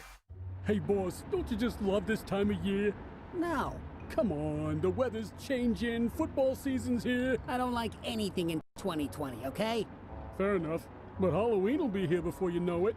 True. That's always a good night for us crooks. Nobody gives a second look to our disguises. Yup, all we gotta do is make sure we pick houses without Safe Touch security and we're golden. Just mentioning Safe Touch security puts me in a foul mood. I know, all those houses off limits to us crooks because of Safe Touch. Yeah, they got their 45-second response time, the two-way communicator. No freedom-loving crook messes with a Safe Touch house. Exactly. It's why we stick to the Crooks R Us motto, stay away from Safe Touch houses. Hey, now there's one thing that's not upside down this year. Crooks know to stay away from Safe Touch houses. Hi, I'm Lester Jackson, president of Safe Touch Security Systems. No one beats our technology or our price. Call Safe Touch today at 888-723-8682 or go to safetouch.com. State license number LVA 4188. It's time for some straight talk. You know what covering your bases is in baseball, right? Making sure you have no holes in your defense. Well, that's the kind of coverage you get with Straight Talk Wireless. And you'll pay up to 50% less than big carriers and still use their same networks. Just $45 a month gets you the unlimited plan with 25 gigs of high-speed data and 2G. No contract, no mystery fees. Fully covering your bases for 50% less. Straight Talk Wireless, only at Walmart. Savings may vary. See terms and conditions at straighttalk.com. I saved big money with the Progressive Home and Auto Bundle, so I finally bought that new set of golf clubs. Watch out, Fairway. Here I come. This is not a real testimonial. Sure, customers can save big with Progressive, but your other expenses won't just disappear. Are those clubs going to help you when the hot water heater dies? Also, it sounds like your money is better spent on golf lessons. Time to go shoot the course record. No, but maybe time for a reality check. Progressive Casualty Insurance Company and Affiliates. For more than 25 years, the potential for health improvement is seen with each patient that walks through our doors. Healthcare decisions don't have to be confusing. Make Island Doctors your medical practice. My husband and I have been coming to Island Doctors for approximately 10 years, and we have been very happy with them, and we trust them. Call us today and schedule a tour of one of our locations near you and take a look at our best wellness program, and welcome home. Call 1-877-434-4676 or visit islanddoctors.com. Broadcasting live from the ESPN 690 Anajar and Levine studios. Anajar and Levine Accident Attorneys. Call 904-600-4000. That's 904-600-4000. ESPN 690. Jacksonville's home for ESPN Radio. WOKV Jacksonville. Listen live everywhere you go on ESPN690.com. ESPN 690, a Cox Media Group station. Hey everyone, this is Brent Martineau from Action Sports Jacks on ESPN 690. Hope you catch the show Monday through Friday from 3 p.m. to 6 p.m. on 10 different platforms. But if you missed the show today, you missed this. Are the Buffalo Bills for real? I think they are. I mean, I've been a big Josh Allen supporter. I mean, how about his start? Oh, yeah. Hey, I'm not surprised. I guess Jalen Ramsey wasn't right about him being trash. Subscribe to the podcast and check the show out on Action Sports Jacks on ESPN 690. Get the podcast daily. All you have to do is search ESPN 690 in your podcast app. Hey, it's Coos from Action Sports Jacks on ESPN 690. Now, I know there's a ton of ways you can listen to the show, but did you know one of the ways is through a smart speaker? Yes, the Google Home, the Amazon Alexa. It's pretty easy to do. Just tell either of them to play ESPN 690. Try it out weekdays from 3 to 6 p.m., and you can listen to Action Sports Jacks. Broadcasting live from the ESPN 690 Anajar and Levine studios. This is Action Sports Jacks on ESPN 690 with Brent Martineau and Austin Lane. You know, obviously it's 50-50. You know, we're just going to try to see where he's at tomorrow. You know, that's how we have him listed. And then obviously if he's not, then, you know, we've got to be able to, you know, it's a tough challenge. I mean, they got some, you know, crafty veteran receivers out there. They got a quarterback that can do a lot of things, scramble, run. So I think it's going to be a great challenge for us. So, you know, but make no mistake, we've got to get some guys, you know, obviously get into the quarterback and get them off rhythm. That is Doug Marrone, head coach of the Jacksonville Jaguars. That was a big game a year ago when Doug Marrone decided to go for two at the end of that game. I kind of liked it. We all didn't mind the decision. We hated the play call to Leonard Fournette in that spot. And I think everybody it was a 50-50 thing. It was like, yeah, I kind of like the play call. I kind of like the play idea to go for two, but I don't like the play call. And certainly didn't like the execution as well. And so the Jags lost 13-12. Doug Marrone and Bill O'Brien, very good buddies, probably his closest friend in the NFL circles. And Bill O'Brien, of course, fired earlier this week, which will be interesting, actually. We'll see where Bill O'Brien lands, but you got to wonder, what if the Jags do okay and Doug Marrone's back next year and maybe Jay Gruden's on his way to another job, or does Bill O'Brien somehow end up here in Jacksonville calling plays? Or, I mean, could you see that marriage somewhere in Jacksonville? There's a lot of ifs in there, right? Whole bunch of ifs. I thought you were going to go to where if this coaching staff gets fired and Jay Gruden goes someplace else, what happens if Bill O'Brien's the head coach of the Jacksonville Jaguars? No, I'm not thinking that. Okay. Well, the fact that you're thinking about him in the city at all rubs me. I mean, listen, You don't like him? I mean, no, I like him, man. I don't mind the guy at all. I There is something like to have prickly fun. about him. Well, yeah, he's kind of. And I don't know. Like, I don't want to come across the wrong way, but like he kind of seems like that old school kind of like East Coast kind of coach, right? Where it's like, I mean, well, he is. I mean, everything's yeah. I mean, you know what I'm saying? Well, he's under the Belichick tree, screaming and shouting sometimes with Brady back on the sidelines. Yeah. He then goes to Penn State and does a nice job. But again, he's not this warm and fuzzy guy. Like, it doesn't come across that way. Mm-hmm. And I think that's a big thing in Houston. Like, I saw a soundbite today, this week in Houston, that J.J. Watt said, you know what I'm happy for is that now we're all pulling in the same direction with our fans. It was like, that was an interesting interpretation of his soundbite. Like, okay, so the fans didn't like Bill O'Brien, or they wanted him out. They didn't love him, but now they love that he's gone. So now we love that he's gone, and so we're all pulling in the same direction. Like, I was confused by that, and maybe I just missed the context of it because I just saw the answer. But, yeah, there's just not this warm and fuzzy feeling with Bill O'Brien, although I'm cautious of that because, to be quite honest with you, there was not a warm and fuzzy feeling coming down here for Doug Marrone. And I think Doug Marrone is totally different in terms of the man and the coach that we know, at least, or interact with, from interviews to everything else. Totally different than what I read from coming down from Buffalo. Sure. I mean, if you read some of the stories coming out of Buffalo on Doug Marrone, you've been like, what in the world? And I actually did say, I mean, I remember like, what are they doing here? Like, this doesn't seem to add up. And over the years, you get to know Doug Marrone. I think Doug Marrone has handled himself fantastically. And again, we can't sit here and claim that, oh, yeah, I really know Doug Marrone. Well, we don't. But I'm just saying in our interactions with him, which has been plentiful, he is 180 from the guy that I read about in Buffalo. So you got to be super careful, I think, in those situations. Well, and keep in mind, though, too, sometimes people can change, right? Because, listen, in this sport, whether you're a player or whether you're a coach, unless your name is Bill Belichick, you either learn to adapt or you're extinct. You're a dinosaur. You're not going to work out anymore because the times are always a-changing. So I think that maybe Doug Marrone took it upon himself, had a good talk with the man in the mirror, saw some things that maybe he did wrong in Buffalo, and then adjusted that to obviously here in Jacksonville. I think you just said something that's really important, and I can't shed a lot of like factual light on it, but it's certainly been my read on it, is that, yeah, I think he has changed. And again, that doesn't necessarily mean he was as bad as everybody in Buffalo painted him to be either. But I do think somewhere in that, between leaving Buffalo and here in Jacksonville over these few years, I do think he changed. To some degree. I don't know how much.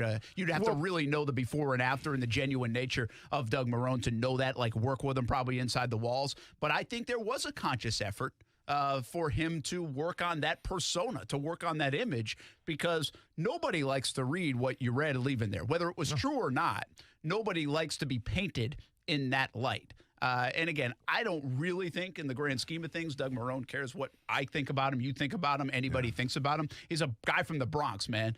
If that's one thing about being up from the East Coast and that area is yeah, whatever. Yeah. No, for sure. Forget about it. So, but at the same time. Nailed it. Yeah. I think you're cognizant of it, and you have kids and family, and they're cognizant of it. And so I do think, maybe the story will be written someday, or maybe we'll find out down the road how much of a conscious effort was it on Doug's part to change? How much did he actually change? How much was it perception? But it's somewhere in the mix of that from Buffalo to Jacksonville. Well, and let's be honest, too. Usually when a coach gets fired and it's not agreed upon, it's not mutual, it's probably they're getting fired because of one or two reasons. They messed up completely and they got in trouble, or they had a couple bad seasons and they got fired. Regardless of that, though, when they leave, obviously the fan base, obviously the media, well, not maybe the media, but the fan base is going to be celebrating because that person is now gone. Well, and the circumstance that he left Buffalo was he had the option to get out. And that's what was so different, you know? And so all of that added up to your point, that Buffalo wave of criticism, like, what do you mean you don't want us anymore? You don't want to be here anymore. He had that choice in that situation. It was an unusual situation even to begin with. So I am fascinated by that stuff. I understand it probably doesn't get across on radio or and sometimes it's even hard to illustrate. But I talk a lot about the psyche of a city around the Jags sometimes. I am fascinated with that part of it because I think there's so much we don't know. You know, and there's always this sensitivity to me, and maybe it's because my kids are now in high school, that Doug's kids are in high school. When Gus Bradley was here, his kids were in school, had to hear all about it.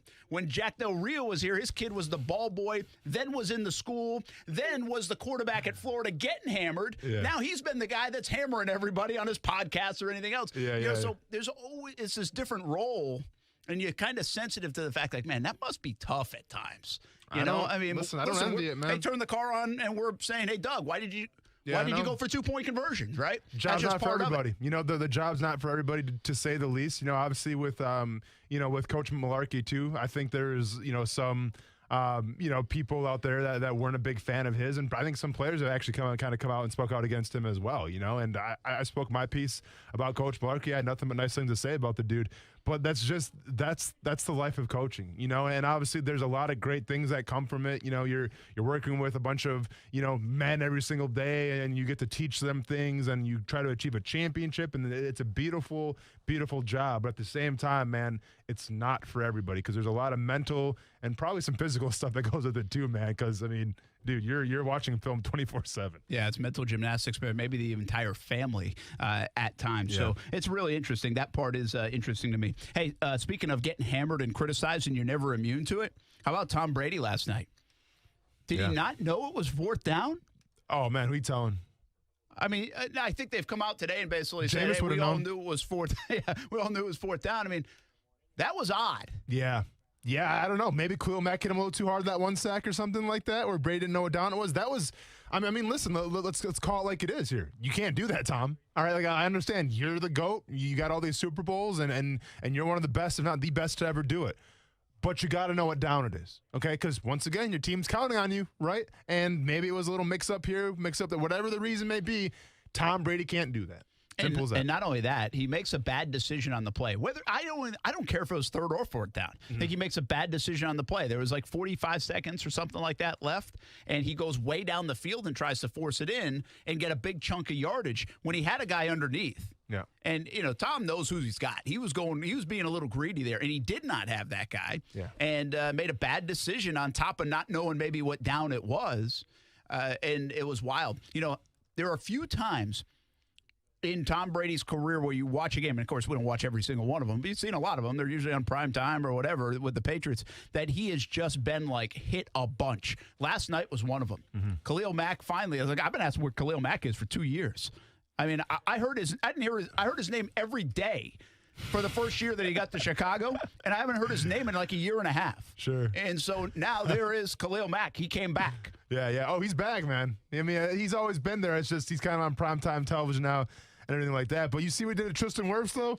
Oh, Tristan Wirfs, what's up? You bench press 400 pounds. You're like all this certified grade A rookie coming out of Iowa. I think you're the man. Check this out. Let me go ahead and just throw you and hip toss you, a little judo toss, if you will. I tell you, Tristan Wirfs, who obviously is heralded, and they even in the broadcast, as they're calling a penalty on him, a whiff on him, another thing on him, a sack against him, all these things. They're like, hey, this guy's unbelievable, man. I mean, he's unbelievable. Everybody says he's going to be great. They love him. Well, he sure as hell wasn't good last night. I mean, he was terrible last night. He looked like Luke Jokel last night. Oh, Brett, careful now, man. No, listen, he did. Listen, he got thrown in the fire a little bit. Obviously, Khalil Mack's still one of the best guys to do it at that position. And obviously, it was a rookie right there who was, I guess, biting off more than he could chew, let's just say. I mean, it's one of those rookie games. Every rookie offensive tackle has one of those games. I'm not going to write off Tristan Wirfs just yet. But, man, like I said, when you get judo tossed like that, man, like a la Ralph Macchio, let's just say. Like, I was waiting for Mr. Miyagi to come out there, man, and rub down his shoulder a little bit because that was ugly. After he got the fly from the vice presidential debate. You better believe it. Boy, we're talking politics. Here we go. Sorry, saw a meme. It's all good. What was that game, though? Now Nick Foles has beaten Tom Brady, and Foles, who looked awful in the first quarter, I mean, is like, oh, my gosh. It was the classic Nick Foles game, Brent. And they said it, actually, to Joe Buck's credit. He's like, he is like the ultimate streaky guy. Yeah. And then, bam, 7-7. and it's interesting tie to even what we've talked a little bit about Minshew. You give him credit, right? He starts off slow, comes back, he hits like his next 8 passes or 8 out of 9 passes, and he goes a little bit down again. Then he comes back up and he plays well toward the end of the game. Those guys are tough, man, because when the bad is, it looks bad. Yeah. And the good, then you get on a roll. You're like, hey, there it is. But you need that to be a little more consistent. I think that could be actually a knock against Minshew over the early part of his career, is that he gets a little bit streaky, too. Even these Houston games we're talking about. Early part of the game, not so much. Later in the game, bam, almost 2 touchdowns to go win it, or 2 scoring drives to go win it. Yeah. So, but Foles has played long enough where that is his MO. I mean, that can be a tough watch at times. But then you get the end result, and it's another win, and Chicago's 4-1. Listen, I mean, sometimes it doesn't matter what it looks like. It's about what happens at the end. And obviously, the Chicago Bears right now won another one. Was it Foles' best game? Probably not, but he did enough to win, and he's got a pretty good defense around him to have his back. So anytime you have that, you have a chance. My question to you is with Tom Brady. Like, listen, I understand that a lot of the offensive weapons, they were out. O.J. Howard out for the season. Chris Godwin was out for that game.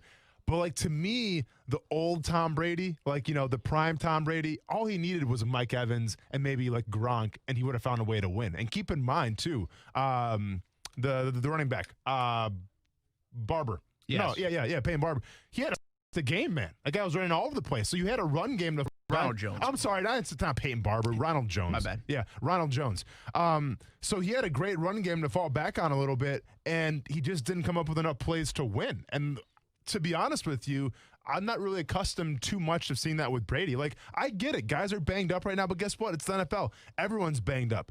I'm just trying to make a point that I've seen Tom Brady do a lot more with a lot less of the weapons at his disposal. Yeah, it's a good point. It's a really good point. I just thought he did not look good. And I thought it was an interesting what Joe Buck and Troy Aikman were talking about.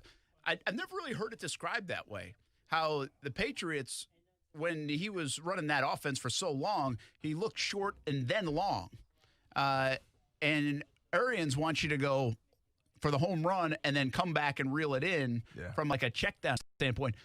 Do you know, like, were the Patriots an outlier in that? Because it feels like most people would say, hey, go get the 15, 20-yard chunk, maybe the long ball. That's see if it's going to work. And then if not, check down to something shorter. Yeah. So were the Patriots kind of a little bit of an outlier in the way they or really is everybody now like that because of the sideways passing game and short passing game? I mean, that's what it seems like, right? It seems like nowadays with the wide receivers, and the agility and the speed, it's like as long as we get these guys out in space a little bit, let's go let them, do their thing. Because let's be honest, 2 things happen.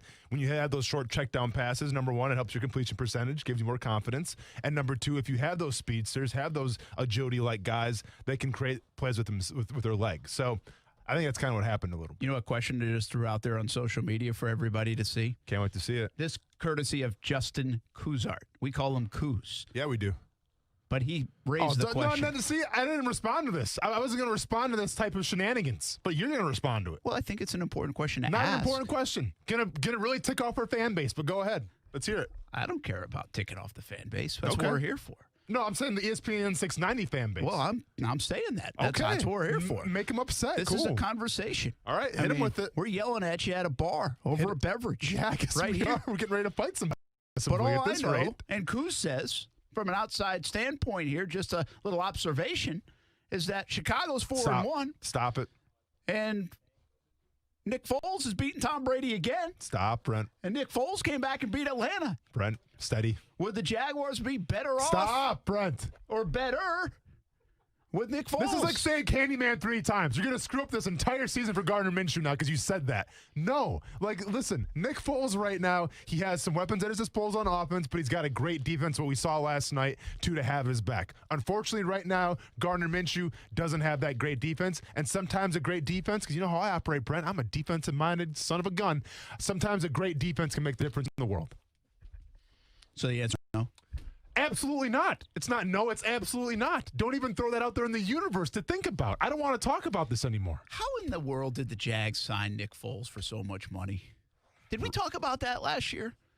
What do you mean? I mean, just you could have got him for a little less? Oh, I know they could have got him for less. They didn't have any after him. I know. But what did they see in him? I mean, did I buy into that? Remind me. Did I buy into that? Yeah, I mean, we all kind of did, right? Because like it shows good faith, right? Like you paid him this much money. It's like, hey, we want you this much. Come on over to Jacksonville and show us what you can do.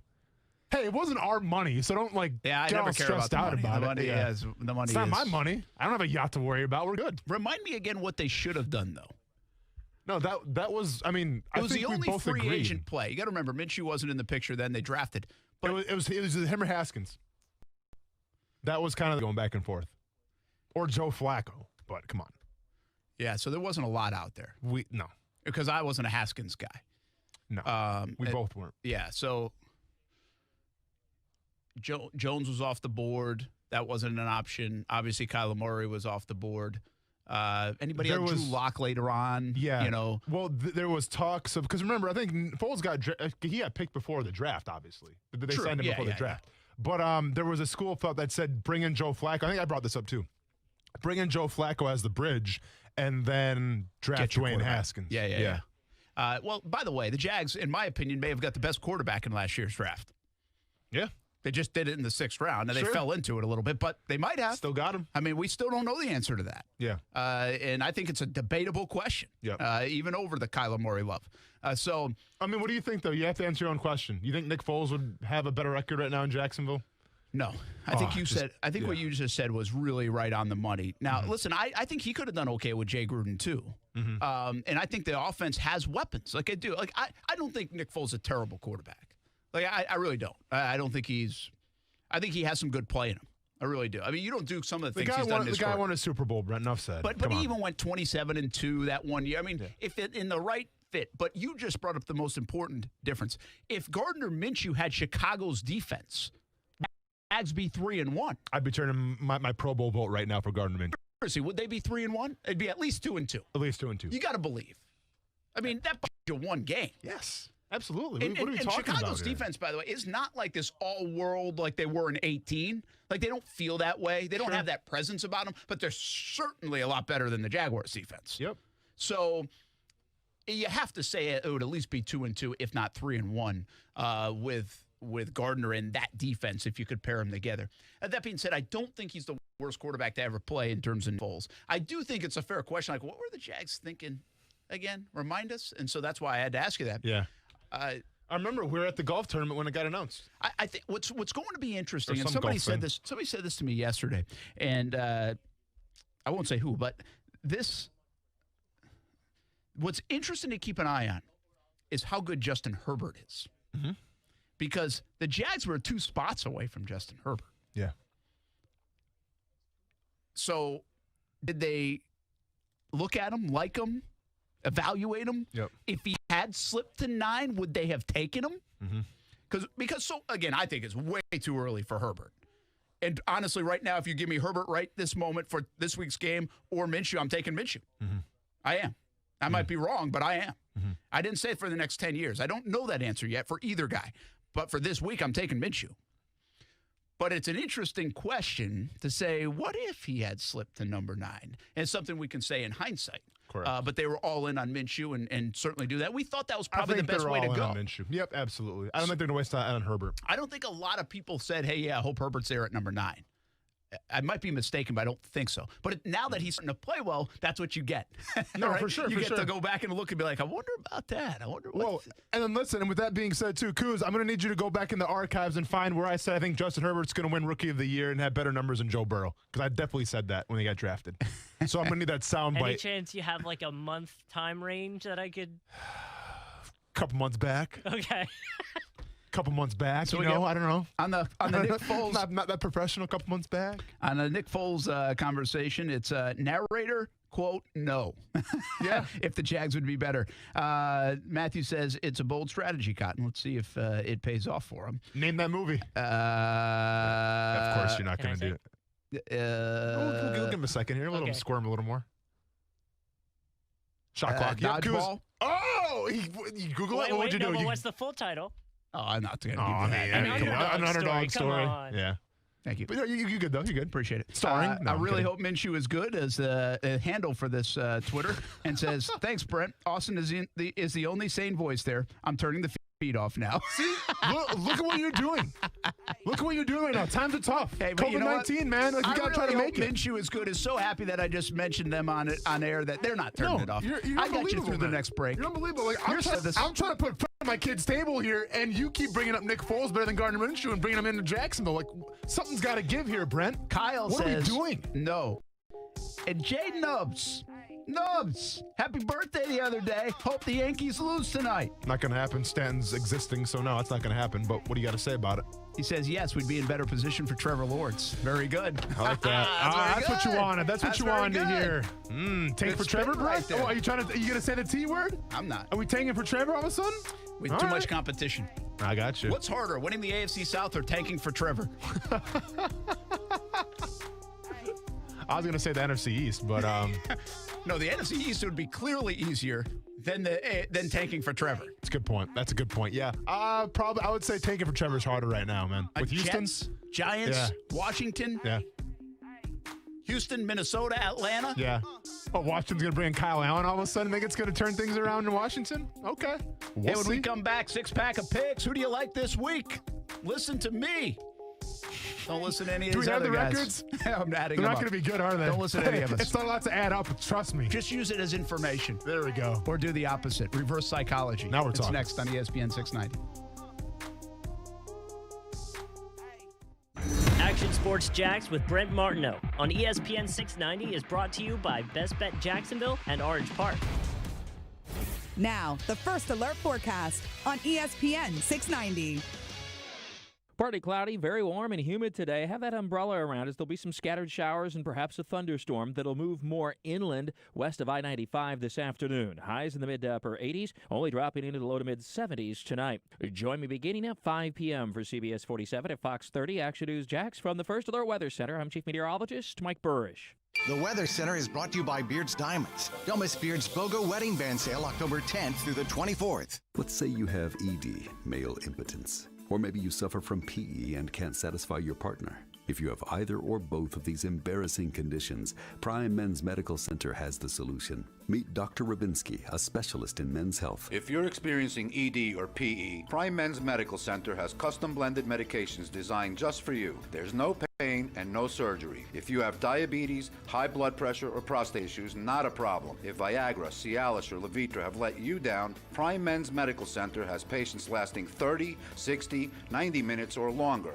You'll see results on your first visit, guaranteed, or your visit is free. And best of all, it's affordable. For a private consultation with our highly skilled physicians, call 904-206-8105. We guarantee that you'll see results on your first visit, or there's no charge for your consult. Call Prime Men's Medical Center now at 904-206-8105. That's 904-206-8105. For the ones working tirelessly to keep their coworkers safe. For the ones rising to new challenges. For the ones rebuilding stronger than before. Grainger offers supplies and solutions for every industry. Free access to product specialists, safety recovery guides, and 24/7 support. It's part of our commitment to help you adapt and recover in these challenging times. Call, click Grainger.com, or just stop by. Grainger, for the ones who get it done. Nothing is certain except death and taxes. And your appliance is breaking down as soon as they're out of warranty. At Atlantic Coast Appliance, we can't help with the first two, but we've got the third one covered. Our factory-trained and certified technicians have been repairing appliances for more than 35 years, with a 90-day warranty on parts and labor and a 100% satisfaction guarantee. For quality repair at a price that's fair, trust Atlantic Coast Appliance. AtlanticCoastAppliance.com. That's AtlanticCoastAppliance.com. Back to school also means back to Friday night football.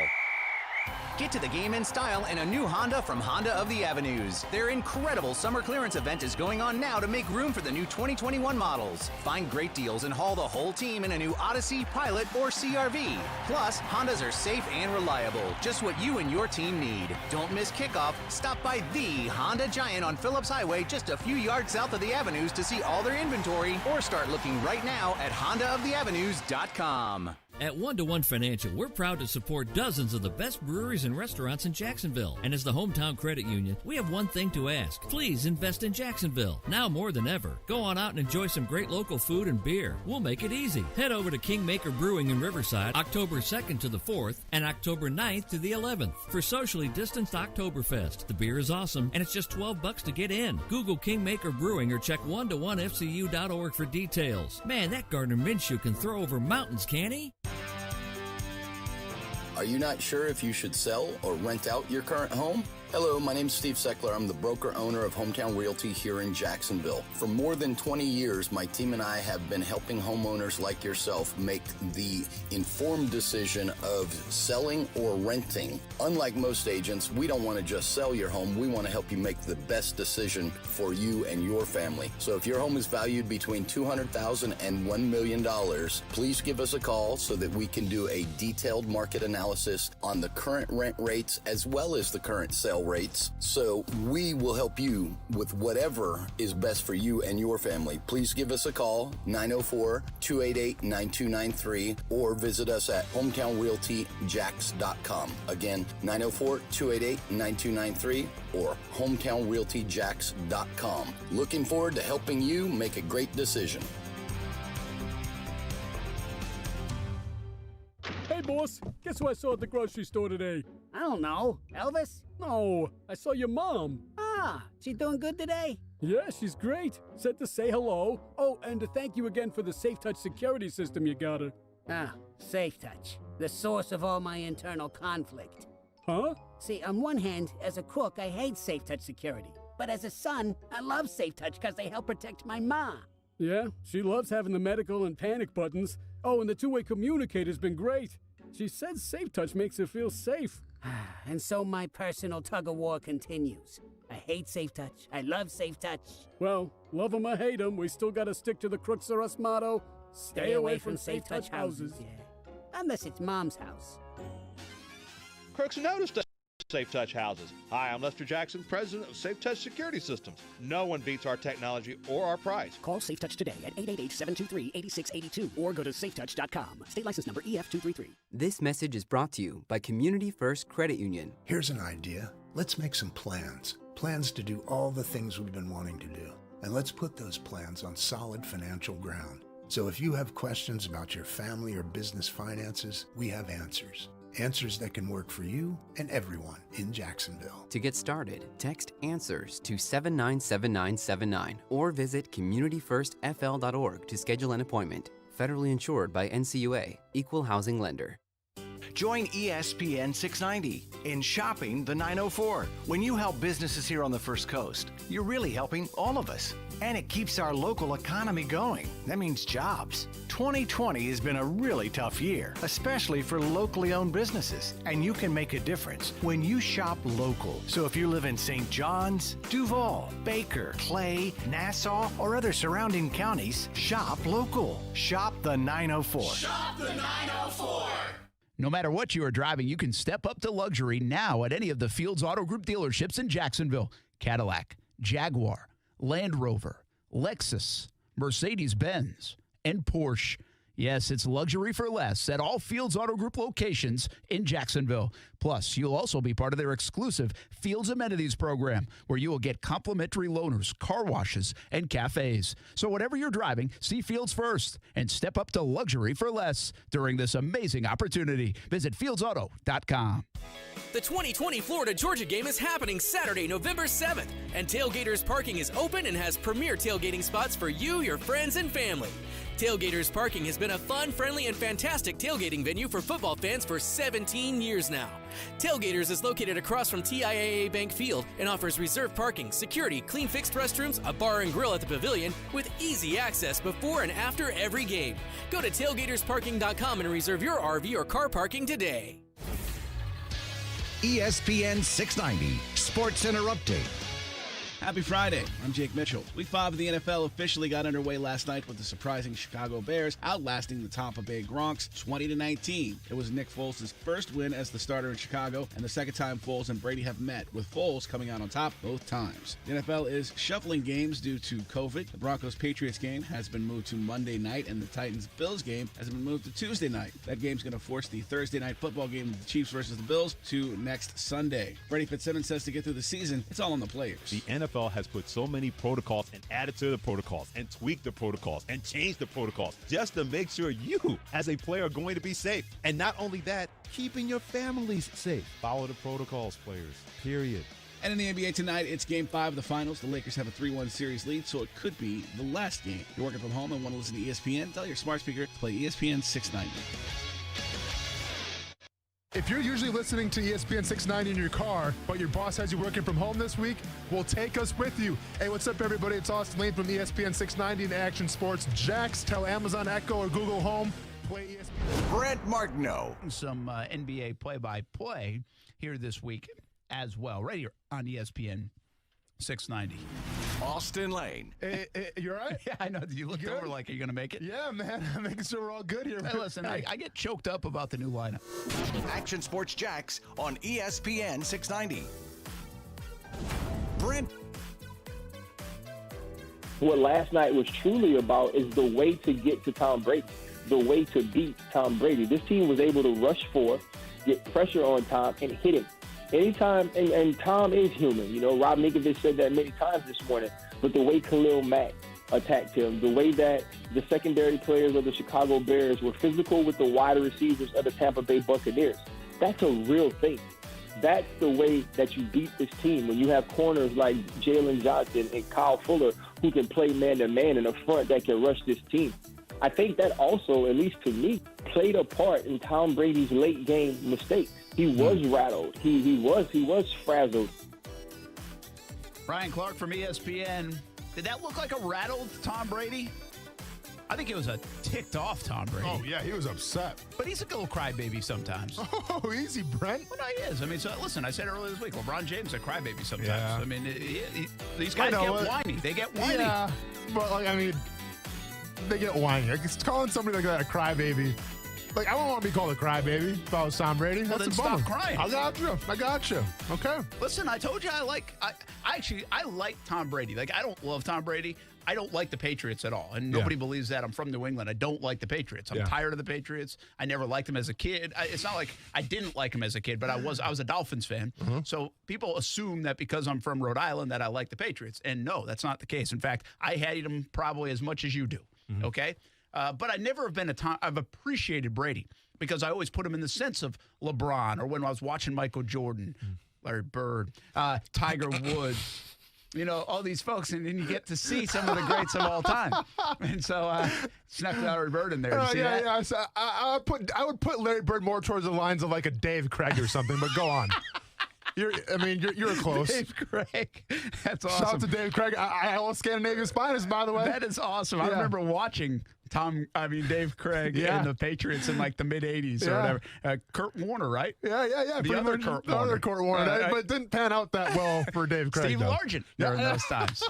Yes. Name dropping. Yeah, now he's like a senator or something. Is he still like a politician? Yeah. Dude, forget the radio show. Let's have a podcast talking about old quarterbacks the whole time. We could do it. Yeah, let's do it. But anyway, I appreciate Brady. Sure. You have to respect him. Yeah, I do. And now that he's not in a Patriots uniform, I can even like him a little bit. Like, it's okay. But he can be whiny. Yeah. Though that moment on the sideline was awesome, too. Yeah. That's what makes him great. I mean, that's what makes great athletes. That guy at 43 could be the most satisfied human on the face of the earth. Yeah. And he's not. And he's yelling at some guy that looks like he might kill you if he wasn't in a football uniform. Yeah. Like 350-pound Jensen or whatever the heck his name is, man. How does that guy just go back to his seat and not punch Brady or eat him? I know, man. Well, listen, that's what happens. Like, sometimes when you're the general, you're not the biggest dude, you're not the most intimidating dude, but guess what, man? People respect you. Like, there's a reason why when Leonard Fournette went to the Tampa Bay Buccaneers, his agency had all these memes of Tom Brady, right? Like, he's that much of a polarizing teammate, and he's obviously earned those stripes, to say the least. We got a couple comments here on our YouTube thing. Tom B was peed off, let's just say. I'm not sure if I can say that word. Headbutting, pushing rushing defenders. Sloppy ball over from Tim Devil 999. And then Diago Mayo with an interesting comment. Larry Bird just had a good shot. Is that your brother? Sure, I'm an only child, Brent. Oh. Nice try. But, yeah, had a good shot. Is that your alternate ego? He did have. It might as well be, Brent. It might as well be. All right. Let's bring in Brendan Ponsel. Sorry you had to hear all that stuff bad about Larry Bird. And there, Dave Brendan. Craig. And, well, Dave Craig, whatever, but bad-mouthing Larry Bird is a dangerous thing around here. Brendan Ponsel from JacksCoastalHomes.com. What's up, man? Hey, how we doing, Brent? Hey, doing great. You know what's not great, Brandon? What's that? Our record in picks. I think I was 4-2 last week. You were, and that's called a banner week around here. Yeah, that's to be celebrated for sure. We should not be going to Vegas together because here are the picks. Brendan's in first after 4 weeks, 11-13. Brent and Austin, 10-14. And by the way, Austin started at 5-1. So how bad have you been since? The wheels have fallen off, to say the least. And Kuz didn't even fill him in for a couple of He's times. done. And I gave him a couple of wins, Get and he's him out. 9-15. Yeah, let's smash his kneecaps. He owes some money. Let's go. Brandon can't be on talking about that stuff. Oh, sorry. Brandon Ponsel from JacksCoastalHomes.com joins us every Friday or two as well. How's it going anyway? One thing I've heard about when school gets in session, things slow down a little bit. Is that the case? It slows down a little bit, but with the climate in Florida, we don't see a crazy drop-off during the winter months. Seasonal real estate is a big thing in the Northeast, but Florida, we keep chugging along, so the market doesn't slow down too much, and it actually picks back up again after Thanksgiving and throughout the winters. Really, in the holiday season. Now, it's interesting. That's because everybody's tired of the cold up north, probably starts coming down. All right, one more question I have for you as we deep dive into the real estate market here on Friday afternoons, and I love these. I love getting the insight from you. The old way of thinking, I think, back when I first started purchasing houses, was if you renovated like your bathroom, you'd get the most money back in return for spending that money. Is that still the case? Like your bathroom and maybe kitchen, the place to spend your money? Kitchens and baths are the game changers. If you're going to put money into your house, those are the first two places to start. Obviously, you don't want it to lose its flow. You don't want a nice, modern, contemporary kitchen with the rest of your house is outdated. So you got to spend wisely. You want it to flow. Definitely want a consultant to come in and kind of help you out if you have that in your budget to make a clean flow. But those kitchens and bathrooms really move properties. All right. Brandon Ponsel with us. So like those man caves in the garage probably doesn't help add value. Doesn't do anything on the resale. Helps for Saturday and Sunday stuff. Yeah, it does help during those days. All right, let's get it right to it and get you out of here and heading into a weekend. Brandon Ponsel from JacksCoastalHomes.com. Go check him out for all your real estate needs. Buying, selling questions. JacksCoastalHomes.com is the place to go. All right, here we go. We go a couple college games, and it's a big one. There are so many good games this week in college football that Florida, Texas A&M are a noontime kick, which seems so odd. And the Florida Gators on the road favored by 6.5, Brandon. Ooh, that's a big number on the road. It is a big number, but same thing I said last week. I'm a big Dan Mullen fan, big fan of his offense. Kyle Trask, Kyle Pitts are on fire right now. I think Texas A&M hangs in there early, but Florida pulls away late, and I'm going to take the Gators and lay the 6.5. I'm doing the exact same thing. I think if there was a crowd there at A&M, it would be a harder place to play. But go ahead and give me the high-powered Florida offense. I don't care about defense anymore in the SEC. Florida's got the offense to back it up. Kellen Mond's got to have a great game. He's looked okay. This is a guy that's supposed to be like a top 5 draft pick at the quarterback position. Not sure if I've seen that quite from him yet. Go ahead and give me the Florida Gators. I've been disappointed in Kellen Mond. I know everybody said, yeah, he's been a little better. I thought he was going to be very good. Same and here. he just hasn't been. Maybe this is his moment. Maybe this is Jimbo's moment a little bit too. I'm going to go with A&M at home. I just think that that's too many points to give up, and I'm going to take it because I think it's a sweetheart deal, even though I don't like Jimbo Fisher at Texas A&M. I don't think he's doing a great job. Gators are better. I'm just going to say Vegas wins this one with the 6.5 points. So we'll see what happens. All right, Tennessee and Georgia, I think, is a fascinating game. is Tennessee back, Brandon, to the point where they can contend with Georgia? Because let's be honest, the Vols have been bullied around that SEC East the last handful of years or so. I think Tennessee's definitely on their way back. I don't think they're going to have the big wins against Florida and Georgia this year, but I think they're going to keep it close tomorrow. I'm taking the Vols in the 12. Nice. You know what? I'm doing the same thing. Austin, what you got? I'm taking Georgia all day. Listen, Tennessee has to score to actually make this a game. I think Georgia has the best defense in the entire realm of college football. Now, what does that mean? We'll find out against the Tennessee offense that seems to be firing now a little bit. But go ahead and give me that Georgia Bulldogs defense. Go ahead and give me that offense that's starting to click a little more against that Auburn Tiger team that they had last week. I like Georgia. Let's go to the NFL now. Is Baker Mayfield filming a commercial on Sunday? Because I'm confused about this line. Yeah. It's a pick'em game at home for the Browns against the Colts. Mm-hmm. I know the Colts have pretty good defense, but that was an impressive win, man. Impressive look by Baker Mayfield and the Browns last week. Correct. At Dallas. I know Dallas is struggling, but it doesn't matter. They jumped out to a 41-10 lead in a game where usually the Browns will fold their tent. Like, they're not going to live up to the hype, all that stuff. Yeah. That's crazy to me. That's a pick'em game. Yeah. What am I missing?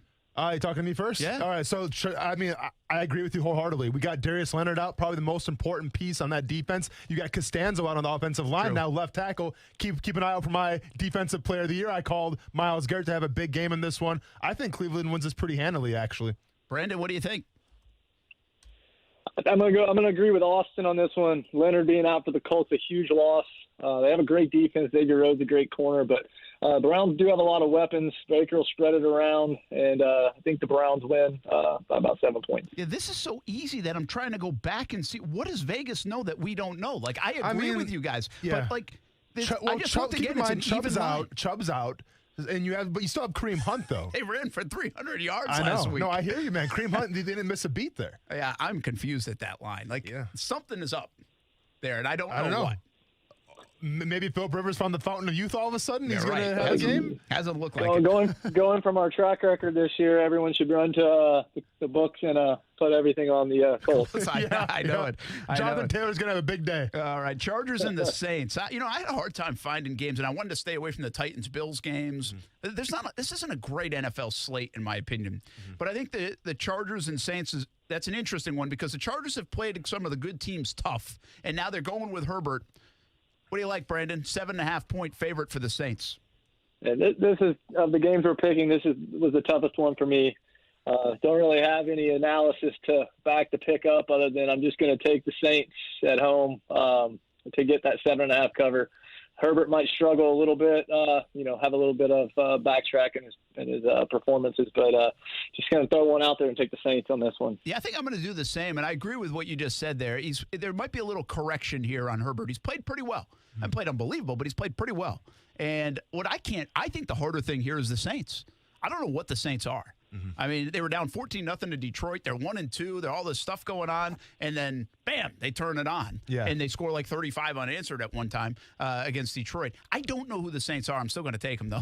What are the points again? 7.5. You know what? Go ahead and give me the Chargers then. And listen, I got to try to get up a one-up on you guys here, but Michael Thomas is in question to play this week. Obviously, if Michael Thomas comes back, that's huge for the Saints, but they have a bye week next week. So I don't see them putting Michael Thomas out there and trying to push him right before the bye week. Give him another week of rest and see what happens. I'm nervous about my pick, though, because Austin Eckler is out, right? And he's big in that run game. Rookie quarterbacks are going to have rookie games eventually. I don't see it being Justin Herbert's rookie game this week. I think he comes out with Keenan Allen, and they keep it close. Hunter Henry.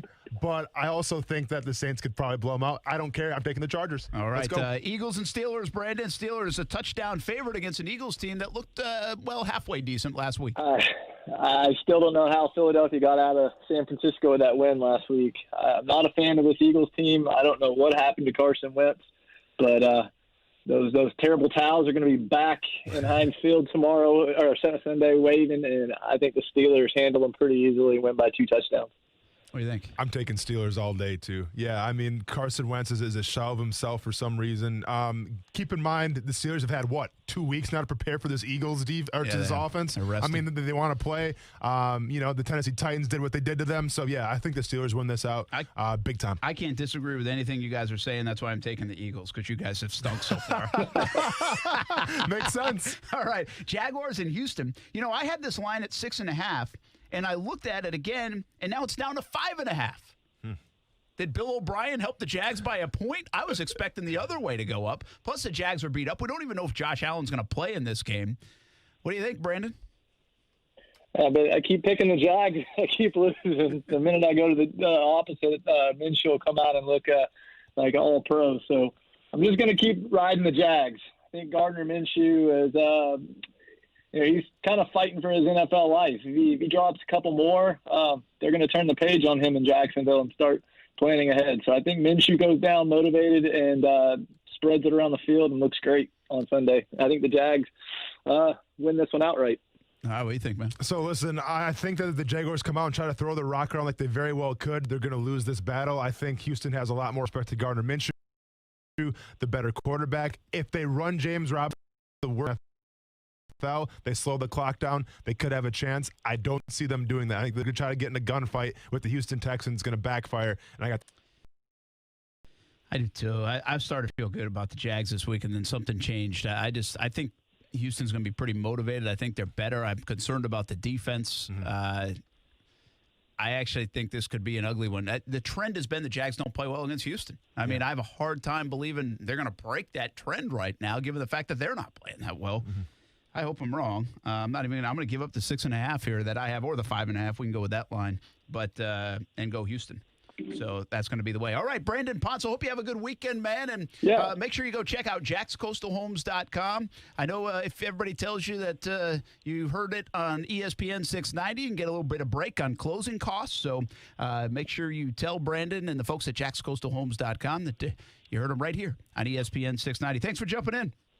Absolutely. Thanks, fellas. Have a good weekend. All right. That's Brandon Ponce, jackscoastalhomes.com. Those are our picks. I don't think, by the way, in the history of my life in Jacksonville, I have gone in a 5-week stretch. Yeah. This one confused me a lot, though, because I seriously was starting to lean. I'm like, I'm going to pick them. I think they're going to upset them. Yeah. But then the more and more I thought about it, I just couldn't convince myself. Like, I feel like that move with O'Brien galvanized Houston. Correct. I think the more I read out of there was like they couldn't wait till he was gone. Listen, and it's simple, man. I said this last week when we were doing our picks. If the Jaguars lose against the Bengals, they don't cover, then the Jaguars are who we thought they were. And it's your traditional Jaguars. And with that being said, your traditional Jaguars do not play well in Houston, and they don't play well against the Texans in general. So how could I not pick Houston here? Simple as that. Yeah, it's one of those things you got to show us, right? I mean, you got to prove it. You got to earn it a little bit somewhere along the way. Yeah. And it just hasn't been the case. I mean, heck, they lost by 8 to the Bengals. They got crushed by the Dolphins. Houston looking for their first win. It could be a third straight week where somebody gets their first win of the season against the Jags. Which would be kind of depressing. I think it's going to have more of the breakout game if in fact the Texans do win. You think a Deshaun Watson breakout game or a J.J. Watt breakout game? Deshaun Watson. Deshaun Watson. Well, keep in mind, you got to remember that part. Deshaun Watson has not played great football. No, he hasn't. The first month of the year. He's got one of those in him. So look out. It'll be an interesting game plan. We'll talk more about the game. In fact, what is the game plan against Deshaun Watson? We'll do that in the 5 o'clock hour, plus Major League Baseball playoffs. How can we get the Yankees out of this thing? And a little bit about the NBA. It's on the way.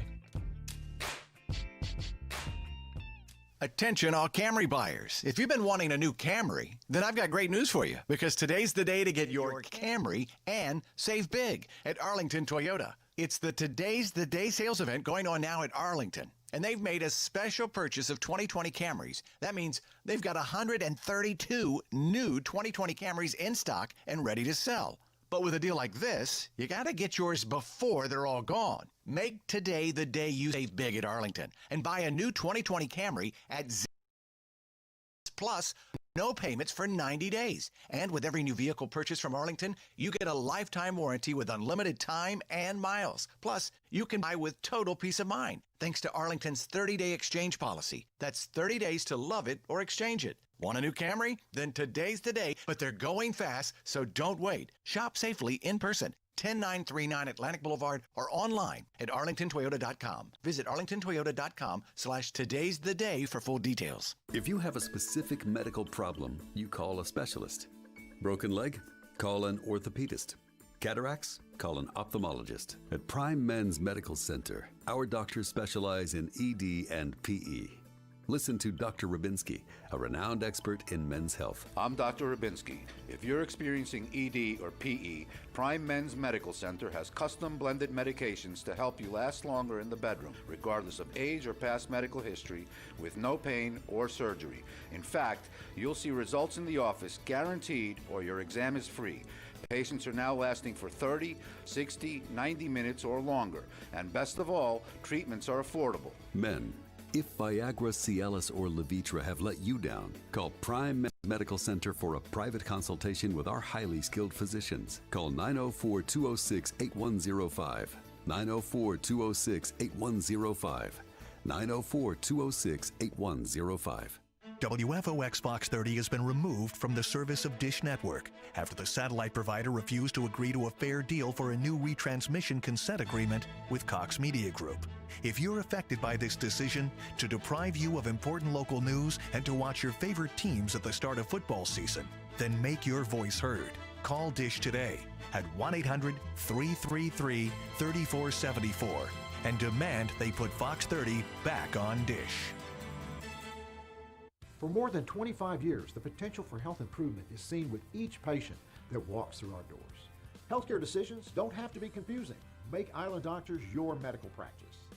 My husband and I have been coming to Island Doctors for approximately 10 years, and we have been very happy with them, and we trust them. Call us today and schedule a tour of one of our locations near you and take a look at our Best Wellness program, and welcome home.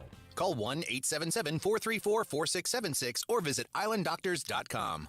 Slip and falls can be embarrassing, leaving you in pain and feeling like you've lost control. I'm Eli Anajar from the law offices of Anajar and Levine. After a fall, document the scene by taking photographs and make sure to get medical attention for any injuries you may have. If you've been injured in a slip and fall accident, call the law offices of Anajar and Levine at 904-600-4000. That's 904-600-4000 for a free consultation and take back control of your life.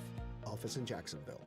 Appliances may work on your schedule, but they quit on theirs. At Atlantic Coast Appliance, we'll get your appliances back up and running in no time at all. Our factory-trained and certified technicians have repaired more than 100,000 appliances over the past 35 years, servicing Jacksonville to St. Augustine and Ponte Vedra with a 90-day warranty on parts and labor, plus a 100% satisfaction guarantee. When your appliances quit, we're ready to get started. For quality repair at a price that's fair, visit AtlanticCoastAppliance.com. If you're getting married soon, here's how you can save thousands. For 2 weeks only, October 10th through the 24th. Buy any ladies' wedding band and get the men's band free. Yes, free. And only at Beard's Diamonds. Beard's Diamonds has brought in extra inventory just for the sale. All stackable, all right-hand rings, all eternity bands, and wedding bands. All at the guaranteed lowest price. And it's only at Beard's Diamonds at the St. John's Town Center. It's time for Straight Talk, just like football. You want the best coverage with your wireless network without your wallet taking a hit? Straight Talk Wireless gives you the same nationwide coverage as the big carriers, America's best networks, for up to 50% less. Just $45 a month for 25 gigs of high-speed data than 2G with an unlimited plan. No contract, no mystery fees. Don't get sidelined by weak protection. Get Straight Talk Wireless. Savings may vary. See terms and conditions at straighttalk.com. Get in the zone, AutoZone. Welcome to AutoZone. What are you working on today? So you've got an oil change coming up? We're here to help. Right now, you can get 5 quarts of Mobil 1 full synthetic motor oil and an STP extended life oil filter for just $32.99. Plus a $10 bonus reward if you're an AutoZone Rewards member. Not a member? Don't worry. You can sign up fast right here in store or on AutoZone.com.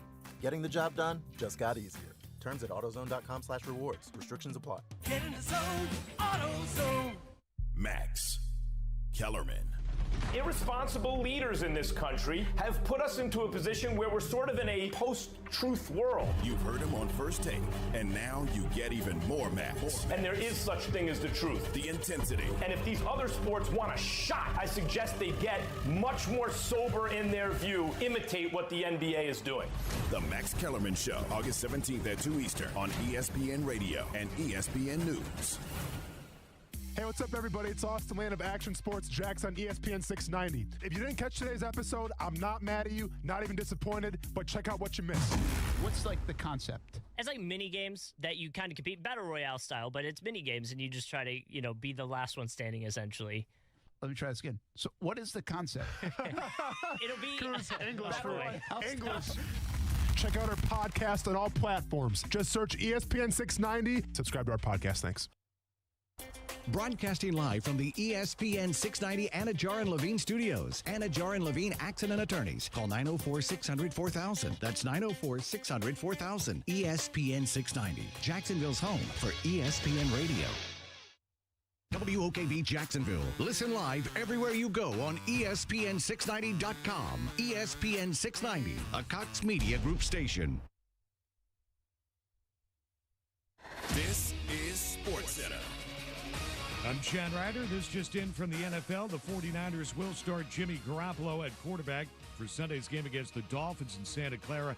Garoppolo has been out since suffering a sprained ankle in Week 2. The Jets have shut down their facility after one of their players tested positive for COVID-19.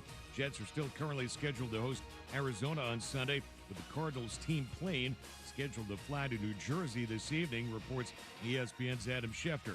In the baseball postseason, a winner-take-all Game 5 tonight with the Yankees taking on the Rays, who sent Tyler Glasnow to the mound. New York goes with their ace, Garrett Cole. It's a special opportunity. Everybody's feeling like it's going to be a special game, a big game for us. And, I think anytime you're in the lineup in a do-or-die game, obviously your teammates have faith in you. Game 5, Yankees-Rays on ESPN Radio at 7 Eastern. The winner will take on the Astros in the ALCS. Sad news in baseball today. Another legend and Hall of Famer has passed away. Whitey Ford, at the age of 91, has most career wins of any Yankees pitcher with 236, in support of 6 Yankees World Series titles. Coming up Monday, will it be another Lakers celebration or are the Heat winning 2 straight to force a Game 7? Monday, 6 Eastern. Keyshawn, J. Will, and Zubin. ESPN Radio, ESPN News.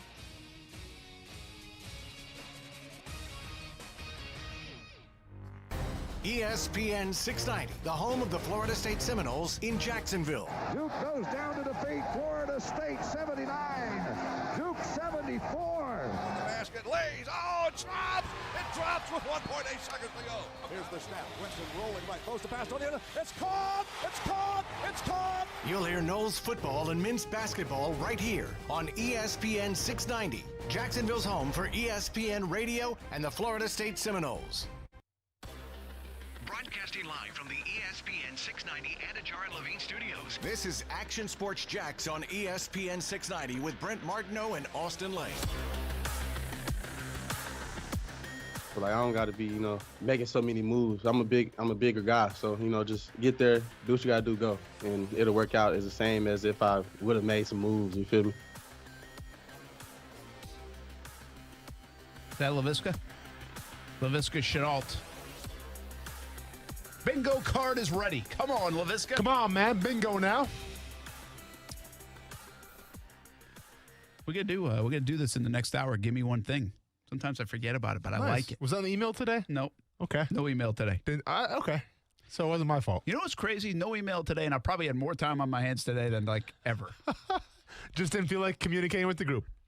I was I was doing other things. Golfing? But I just was Golfing? No, I Okay. didn't. I was going to go hit golf balls. Yeah. I got a swing tip yesterday, so now I want to go hit and see if I can make it work. From who? Somebody legit? Jim Furyk? Yeah, not Jim Furyk. All right. No, but good swing tip, and so Okay. I like it, and so I want to see if it works. Okay. But then it was raining. Yeah. So I was like, all right, not doing that. I was going to go work out. Yeah. Then I saw it was deadlifts, and I'm like, oh, don't feel it. Not feeling Not feeling it. Starting No Sweat November a little early. Not feeling it. Yeah. Not feeling it. I was going to go squats. I feel like that. It was going to be my 3rd time this week going to the gym. Come on, Brent. The deadlift, man. Full body exercise. Yeah. The rain made me lazy or something today. You so I can't just did go some wrong with work at deadlifts. All right. Dining room or the kitchen table. I feel like deadlifts are the one like you use the your back. the slightest tweak in your your back thanks you for not going today. No, it does hurt a lot. Like I feel the most sore usually, which means I probably am doing it wrong. Yeah. Or just not well enough, or I add a little bit more weight because I feel like I'm tougher than I am. Sure. Or something like that. And but then you're on the couch. And that's the problem with deadlifts, right? Because it's the lift you can add the most weight to, the most plates. Like squat, it's one thing, but deadlift you can add a lot more weight, obviously. So the ego starts to take over a little bit, and it's like, well, this looks pretty easy. All right, there's some girls watching me. Let's put another plate on. And then by that time, you're not wearing a weight belt, and your back gives out. And now you're on the ground crying. Yeah. I got over the girls watching me part a while ago. I hear you, man. But I hear you. Still a little motivation every once in a while. It is, man. No, Listen. it's now that girl's lifting more than me. You're not lying. Yeah. That's what it is. Have you been to the YMCA's lately, man? There's some CrossFitters in there. Listen, that Get was after it. I used to go to Orange Theory for a bit. Sure. And it was like 99% women. Yeah. There. Doing like, handstand walks and stuff and craziness. When you're on the treadmill and your speed's at like 6.5 or something, and the lady next to you dominating, is like 15 years older than you, and she's like 9.5, and they're like, son of a. She just put her dentures out, and she's got on the treadmill and ate a soft cracker, and she's whooping your butt on the treadmill. So then you're going up, and then you put it up 7.5, 8.5, and then you're like. Oh, man. That's going to be how I feel watching the senior tour this weekend. There's a senior tour? For golf. Yeah, I played the course last week, so now I'm going to see what all the pros actually shoot. Don't do that. Is it guys or girls? Women or men? Just guy? Do they do both? Is there they don't have a senior tour for women. No, okay. No. Huh. It's called South Florida. Okay. It's called South Florida. Yes.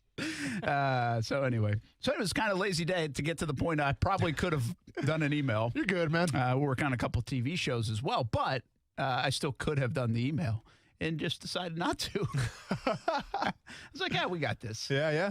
We got this. Speaking of we got this, never say I got it, right? Never say you got it. It's a Gus Bradley 101 for you. A little thought or two about college football. It's a heck of a weekend, man. Yeah. I mean, it feels like everything's back. I said at the top of the show because of some of the games we have. Check this schedule out. Florida and Texas A&M play at noon. Again, I think it says a lot that game's at noon. And it's not the only top 20 game at noon. Virginia Tech and North Carolina play. So you get a little bit of a sense of which one's for real there. Virginia Tech, North Carolina, especially North Carolina, who's top 10. You get Texas, Oklahoma, which is always a noontime game. Red River rivalry, yeah. But it's got lost I know. luster. Who are you telling? Like 2 weeks ago, it would have been like, I can't wait for this game. College game day is going to be there. Forget that now. You know what's really interesting, right? Most folks, if you ask which the best neutral site rivalry game, you got 3 to pick from, right? And you have to almost, like Army-Navy's, I want to go. It's on my bucket list. Red River rivalry is Texas, Oklahoma, and people would say that is. And then here in town, Florida, Georgia, right here in Jacksonville, certainly can make the case. So pick your favorite one. The bottom line is, if you look back, even though the Gators have been down at times, and even everybody's always down a little bit versus the other, it feels like. If you look at the matchups over the last decade, I would say Florida, Georgia has had the most marquee matchups. I mean, going back to, I think it was like 2012 when they were both top 3 in the country. This year we might get both top 5 in the country. You know, whether the team has been good enough or not, it feels like they've been in the top 10. Texas has been down for a bit now. And now you've got Oklahoma losing a couple games in a row. Oklahoma's not in the top 25. Texas loses, and they're 22 in the country. Like, I wonder, and I haven't seen a stat on this, but I wonder if this is like the lowest ranking for both these teams combined in forever. Like, it has to be. It feels like it. Back to the slate. Tennessee, Georgia, 3:30. I think that's a fun game. You can watch it on CBS 47, and SEC Tonight will follow that one, so I'll have a recap of it. But I want to see, first of all, Georgia, can they go back-to-back weeks? Auburn, Tennessee, and you can't sleep on Tennessee anymore. And the Vols, are they good? You know, how much back are they? We get a sense of it. Speaking of back, Miami gets a chance. Miami's had a couple of these chances over the last few years. Mark Richt had it one year when they were ranked in the top 3 in the country. Well, Miami's 7th in the country. They go to Clemson. It's a 7:30 kick. But they have a quarterback for the first time in a while that they like. He's playing good football in Derek King. I feel like they're not in this class. Like, this is a different class, a company with Clemson and Trevor Lawrence and Dabo Swinney. And by the way, that's not even a knock on Manny Diaz and De'Ara King. I mean, a lot of people aren't in the class of Clemson right now. But what a statement it would be if Miami can even hang, make it a game, make it interesting down the stretch. I don't even know if they have to win this game to make a statement on Saturday night to say, hey, look out now. We're here to stay. I hear you. You know, and it seems like every year Clemson has one of those games where it goes down to the wire, right? I think North Carolina was that game last year. Miami could be this game this year. I don't want to sell Miami short here. Obviously, Clemson's the favorite, as they should be. But to me, like, staying close is one thing if you're Miami, but I want to see them go out there with expectations to win this game, okay? Because right now, like, they seem to be clicking on offense, obviously. King looks like the real deal. And I think that if I'm Manny Diaz right now, I'm trying to tell his guys, listen, guys, this is our game to win. Let's go out there and do it. Yeah, this is basically the Super Bowl for them, or national championship is what it would feel like. And then there's Florida State Notre Dame later at night, which is a great name from a marquee standpoint. You put that one on a marquee like Florida State Notre Dame Saturday night, and then you go look at the line. Wait a minute, Notre Dame's favored by 21 points. Yeah. That's because Florida State ain't Florida State. No. You can hear that one right here, by the way, on ESPN 690. But I went up to that game a couple years ago, Florida State Notre Dame, and Notre Dame whooped them. Yep. And it wasn't close, and I got a feeling it's going to be the same way. See, the only thing, though, with Notre Dame, obviously, is the fact they haven't played in a while, right? And we've seen college football teams come out and be a little rusty those first half, even the first quarter. So if Florida State's got a chance, they got to pout on in the first half, and hopefully Notre Dame can't respond to that. But I agree with you. I think this is Notre Dame's game all the way. One game I'm watching, and I'm interested in, Ole Miss, Alabama. Yeah. Lane Kiffin. Because, listen, like, the story of Lane Kiffin and Nick Saban, it's like an abused relationship, right? Like, I'm reminded so many times of Nick Saban just, like, yelling and screaming at Lane Kiffin, and Lane Kiffin's head down in his playbook, and you see Saban on the sidelines just, like, you know, tossing his hands up in the air. What are we doing? Like, I don't think Lane Kiffin ever made Nick Saban happy one time. And I think they won championships together. Mm-hmm. Yeah. And Saban was never a big Kiffin guy. So I'm excited to see Kiffin go play Alabama. Obviously, a very high-powered offense right now. It should be a shootout pending the weather in that game. I think I'm pretty sure they might have won the national championship, but they might have dismissed Kiffin because Kiffin had taken the new job at FAU. Yeah. But they might have won, like, so he didn't coach in the national title game. Yep. I think that's the case, if I remember correctly.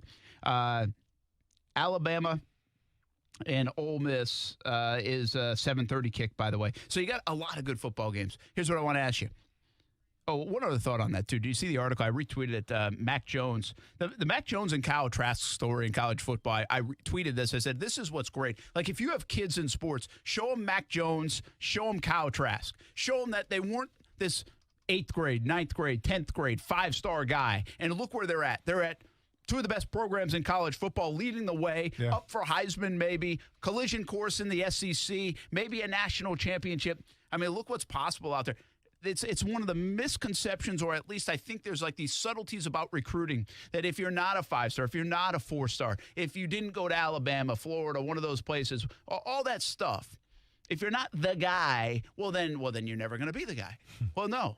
It doesn't stop there. It doesn't stop with an offer from a Power 5 school or not an offer from the Power 5 school. And I think these guys are great illustrations of it. Kyle Trask, Mac Jones, they go there. People say they never play there, but that's cool that you're there. And look at them now. Yeah. They get better and better. They get coached. They stick to it. They don't transfer like everybody else does these days. And I'm not saying you shouldn't transfer. There might be an opportunity where you have to transfer. Mm-hmm. But these guys stick through it, stick through the mud, and here they are on the other side of it because of hard work, and now they've been given the opportunity, and they're taking advantage of the opportunity. I mean, these two guys are really, it's a great life lesson in a lot of different ways.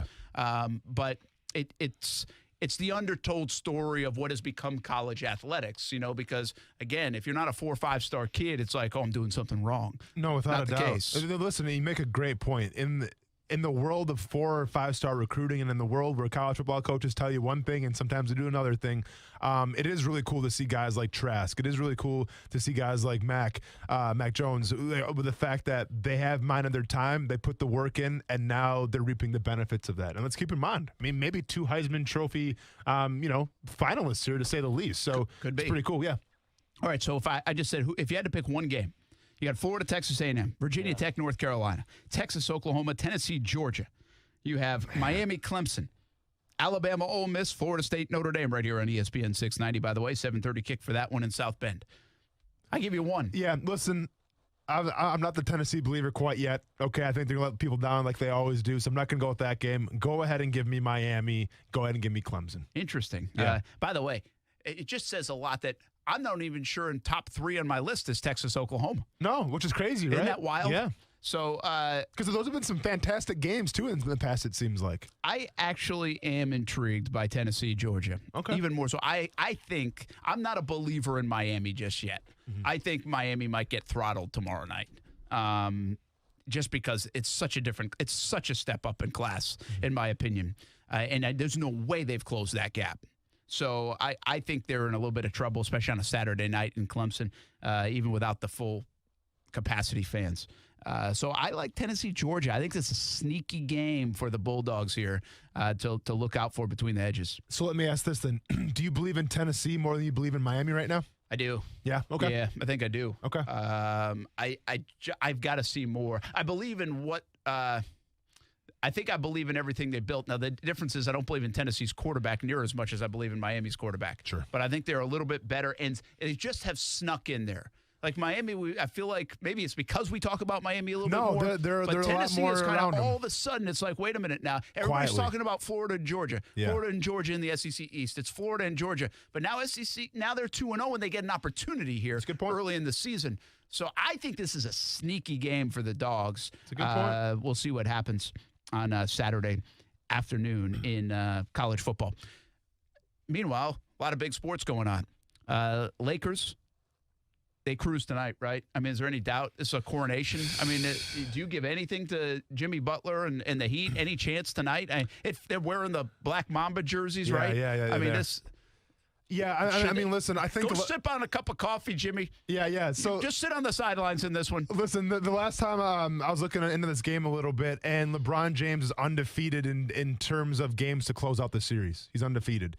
LeBron James, I mean, listen, he's had a pretty good series. I think you could probably give him the MVP. Maybe Anthony Davis That'll be has interesting. something to say about that, right? But to me, like, this is the exclamation point, right? Like, this is the game that LeBron James takes over, where he was looking to pass maybe and slow the clock down. I think LeBron James is going to go all systems go in those Black Mamba jerseys, obviously, and do this thing for Kobe Bryant and put the team on his back. So I think this is the game that the Lakers obviously won, first of all. I think it's the game that LeBron James cements himself as the finals MVP as well.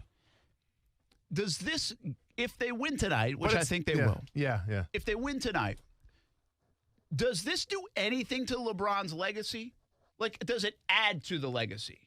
Is it just another number in the legacy? Because LeBron's legacy is full of numbers. Yeah. Like, you depends who you ask. If you ask the younger generation, like, hey, it might be the greatest of all time. If you ask the older generation, no way in heck, he's not better than Michael Jordan. The bottom line is, if you look at any statistical number, he's going to be at number one on every list. Like, his playoff numbers are ridiculous. If you start looking at it, I think it's like 248 playoff games. He's never missed a playoff game. Mm-hmm. I mean, which is astounding at his age, but also speaks to his body and what he's able to do and get it ready for this time of year. Yeah. And what obviously the points, and I think he's second in three-pointers made, and soon enough probably be first in three-pointers made. I mean, the numbers are ridiculous. So outside of a number, meaning the fourth title, does it really do anything to his legacy? See, to me, that's why this game is so important tonight, right? Because what have we talked about this entire bubble? We talked about Luka. Like, Luka had that game. Jamal Murray kind of had that series. Jimmy Butler's had his game.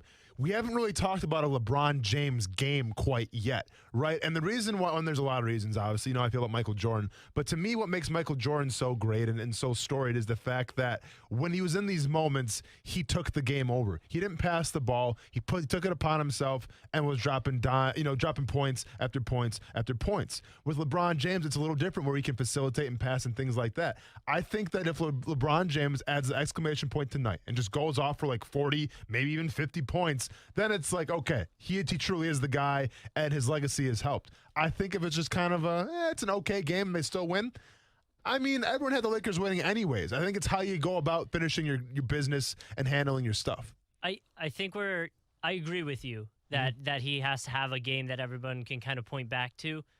But I also think from a numbers standpoint, Brent, like you were saying, this will now be the third team he's done it with. So to a legacy aspect, in 40 years from now, when maybe we're having this debate, I don't know if they'll be talking about games specifically. They'll just, the blanket statement will be, well, LeBron did it with 3 different teams.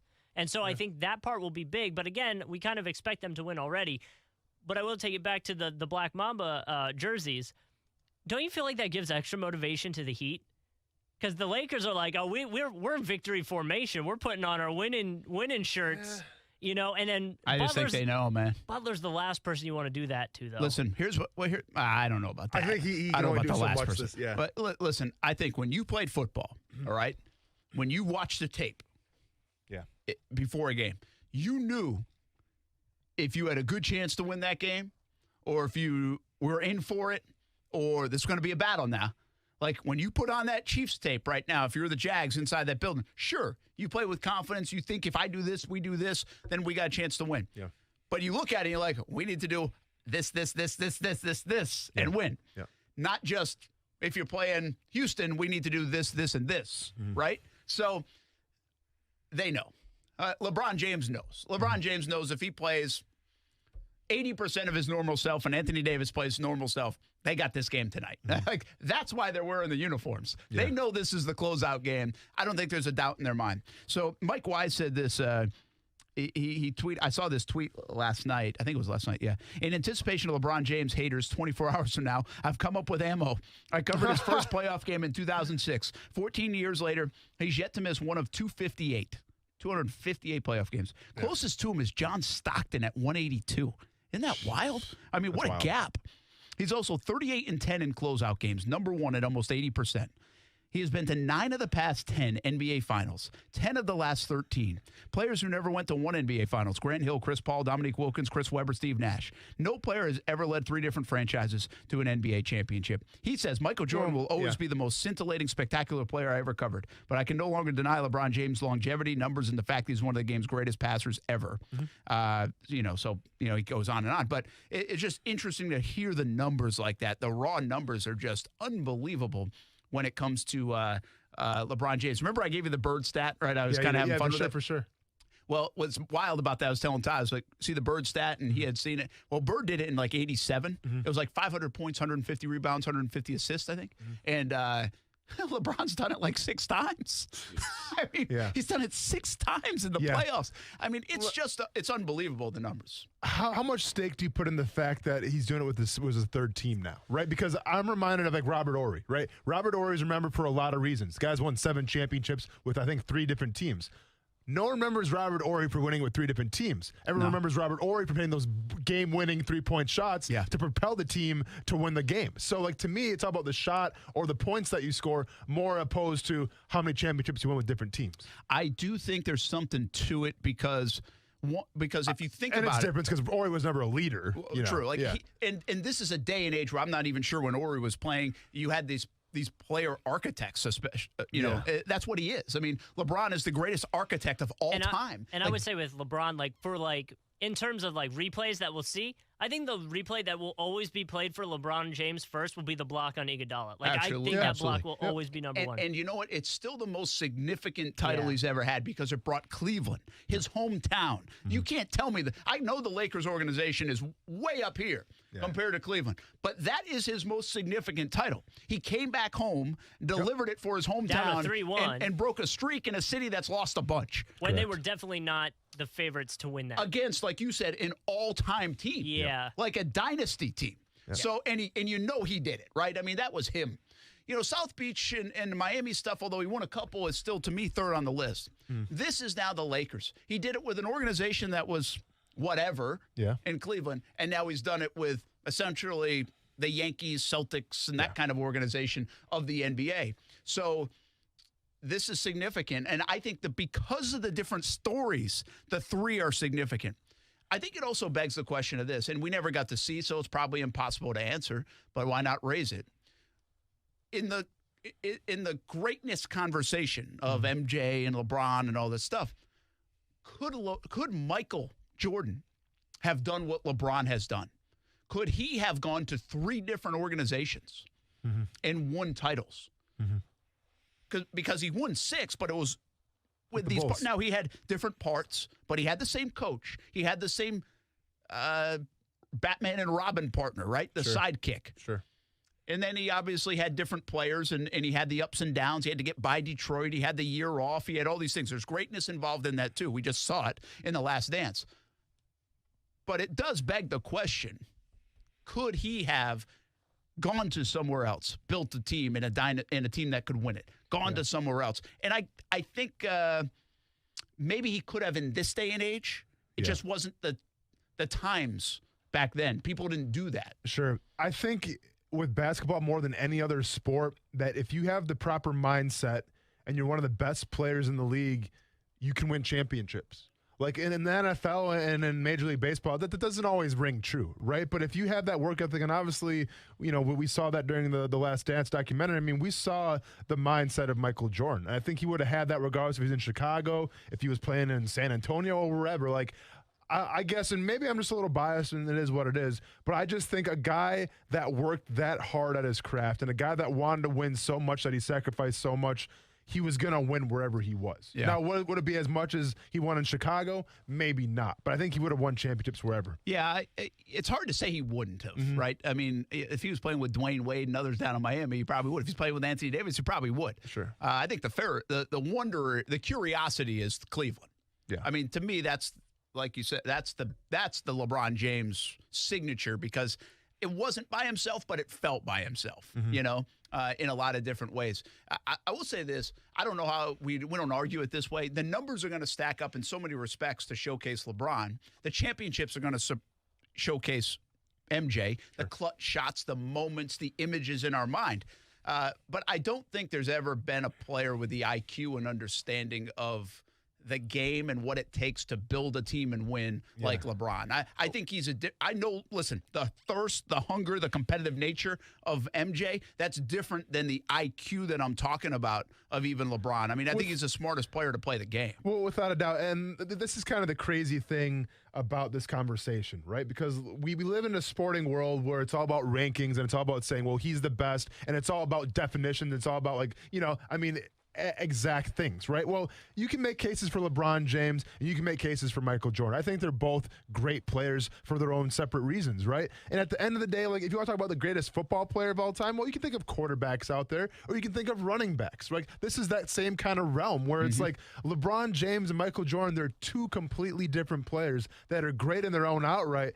But, like, to compare him and go back and forth, like, he's the greatest. I mean, I think Michael Jordan's the greatest of all time. And you're never going to change my mind, because to me, he was a scorer, and I think scoring is the most important part of basketball. Just my opinion. But you can make cases for LeBron, too. So, obviously, if LeBron wins tonight, we're going to hear those conversations again. Who's better, LeBron or MJ? Just be thankful that if you're around, you get to see both those legacies. Dude, not many people can say that. Like, my son never knows who Michael Jordan is going to be. You know what I'm saying? It's a great point. It's a great point. And listen, I would sit here right now, and you have Jack Nicklaus and Tiger Woods, and I would sit here in my lifetime, I won't see anybody that will challenge Tiger Woods and Jack Nicklaus as the greatest players of all time. I don't think we will. All right? That's how good they were. But I think the greatest compliment maybe to LeBron James is that now we ask that question. Like, less than 20, or maybe a little bit more than 20 years later, he's put himself in a conversation where we even ask the question, is he better than Michael Jordan? Yeah. I mean, that alone is so significant, in my opinion, and especially when he did it with all the hype. He's had this kind of hype since 8th grade, man. There is nobody that's ever lived up to the hype like LeBron James. Nobody Absolutely in sport. Not. Maybe Tiger Woods, actually. When he was 2, people thought he was going to be great. So maybe those two guys. But especially in a team sport, though, where you have to get along with a lot more people, it's very impressive what LeBron James has been able to accomplish. It's wild. We'll see if he closes it out tonight. NBA Finals, you can hear that on ESPN 690 at 8:30, right after Live, Local, and Loud. When we come back, we finish up a week. A little more thought on the Jags-Texans game. And also, can the Rays win? Can the Rays please win? Next on ESPN 690. Action Sports Jax with Brent Martineau on ESPN 690 is brought to you by Best Bet Jacksonville and Orange Park. Now, the First Alert forecast on ESPN 690. Partly to mostly cloudy tonight. A little bit breezy this evening with some drizzle and showers at times. Temperatures dropping into the low to mid-70s.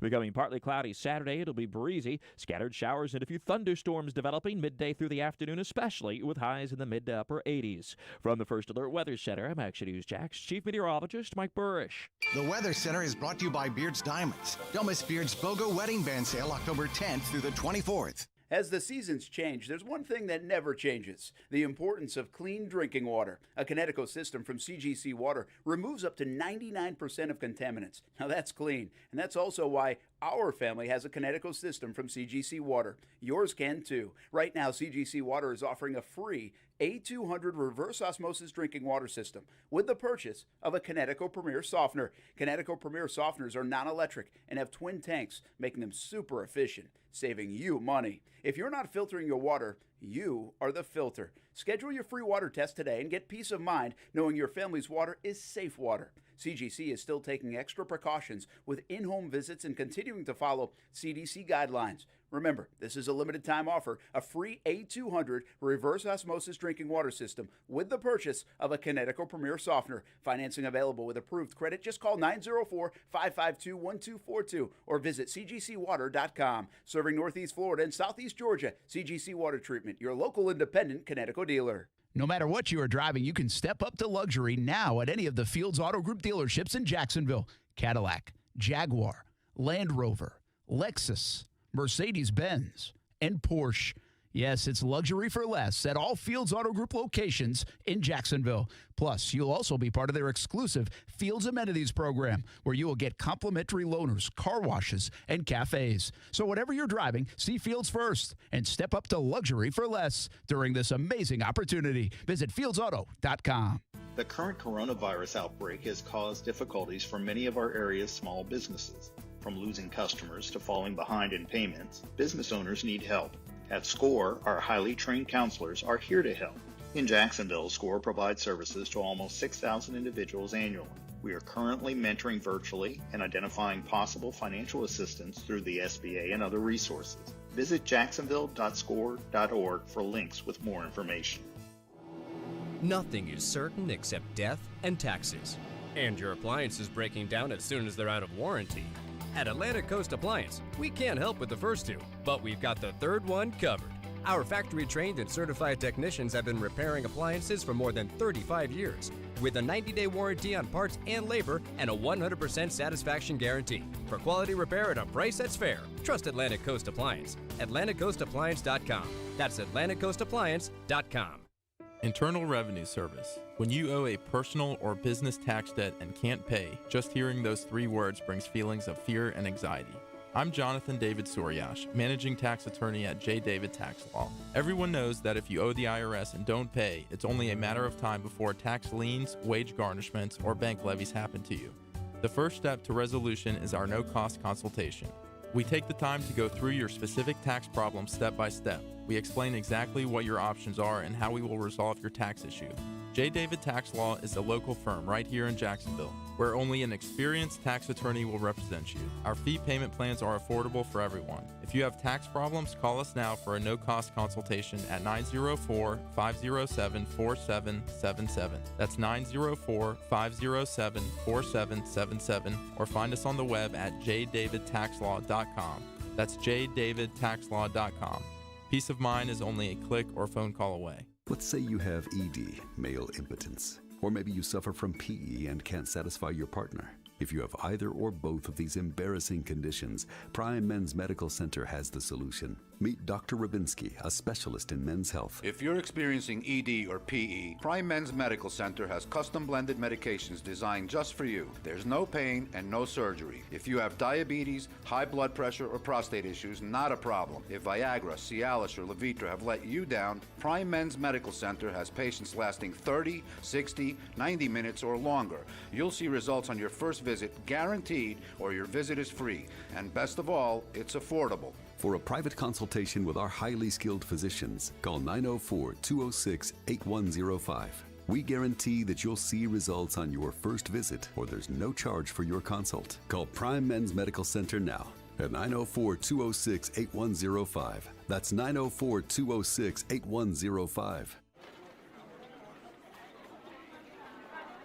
Alexa, how do I drive more customers into my business? First, people will need to hear about you. Okay. Then you need to be online where they look for you. Online, huh? Then you need to be involved in the community. Then you need to... Whoa. I don't have time for all that. I need to run my business. Alexa, can you help me find someone that can help me with online marketing? Okay, searching for a local team that can help. Local Solutions, your local marketing team putting you at the top of mind. Visit JacksonvilleLocalSolutions.com today and let us take your business to the next level so you can get back to running it. Local Solutions, powered by Cox Media Group. Marketing solved. This is Chris Chambliss, Clay County Supervisor of Elections. Let's face it, like it or not, COVID-19 has impacted us in ways we hadn't imagined. That's why I want to make sure you know your voting options. Whether it's voting by mail, early voting, or on Election Day, vote in the way that makes you feel most comfortable. For more information, visit northfloridavotes.com. That's northfloridavotes.com. Attention all Camry buyers. If you've been wanting a new Camry, then I've got great news for you, because today's the day to get your Camry and save big at Arlington Toyota. It's the Today's the Day sales event going on now at Arlington, and they've made a special purchase of 2020 Camrys. That means they've got 132 new 2020 Camrys in stock and ready to sell. But with a deal like this, you got to get yours before they're all gone. Make today the day you save big at Arlington and buy a new 2020 Camry at 0% for 60 months plus no payments for 90 days. And with every new vehicle purchased from Arlington, you get a lifetime warranty with unlimited time and miles. Plus, you can buy with total peace of mind thanks to Arlington's 30-day exchange policy. That's 30 days to love it or exchange it. Want a new Camry? Then today's the day, but they're going fast, so don't wait. Shop safely in person. 10939 Atlantic Boulevard or online at arlingtontoyota.com. Visit arlingtontoyota.com/today's the day for full details. For more than 25 years, the potential for health improvement is seen with each patient that walks through our doors. Healthcare decisions don't have to be confusing. Make Island Doctors your medical practice. My husband and I have been coming to Island Doctors for approximately 10 years, and we have been very happy with them, and we trust them. Call us today and schedule a tour of one of our locations near you and take a look at our best wellness program. And welcome home. Call 1-877-434-4676 or visit islanddoctors.com. ESPN 690 Sports Center Update.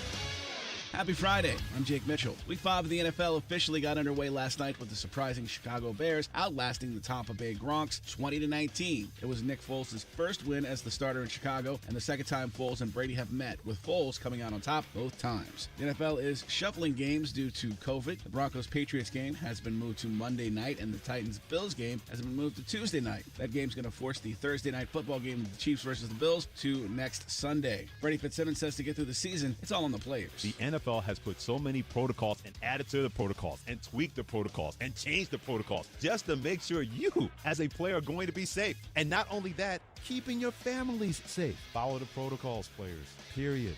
And in the NBA tonight, it's Game 5 of the Finals. The Lakers have a 3-1 series lead, so it could be the last game. If you're working from home and want to listen to ESPN, tell your smart speaker to play ESPN 690. Everybody, this is Brent Martineau from Action Sports Jacks on ESPN 690. Hope you catch the show Monday through Friday from 3 p.m. until 6 p.m. But if you can't catch it, or if you want to go back and listen again, check out the Action Sports Jacks on ESPN 690 podcast. Just search ESPN 690 in your podcast app. Brent Martineau. Well, listen, if we wanted to just bump WWE by like a half hour or a few minutes, we should have just rolled your highlight tape. Austin Lane. Oh! And there it is. And now Brent's playing ball. All of a sudden, Chapman throwing some high heat at me. Watch out for that suspension, Brent. Real quick, though. Action Sports Jacks on ESPN 690. I mean, everybody be talking about me.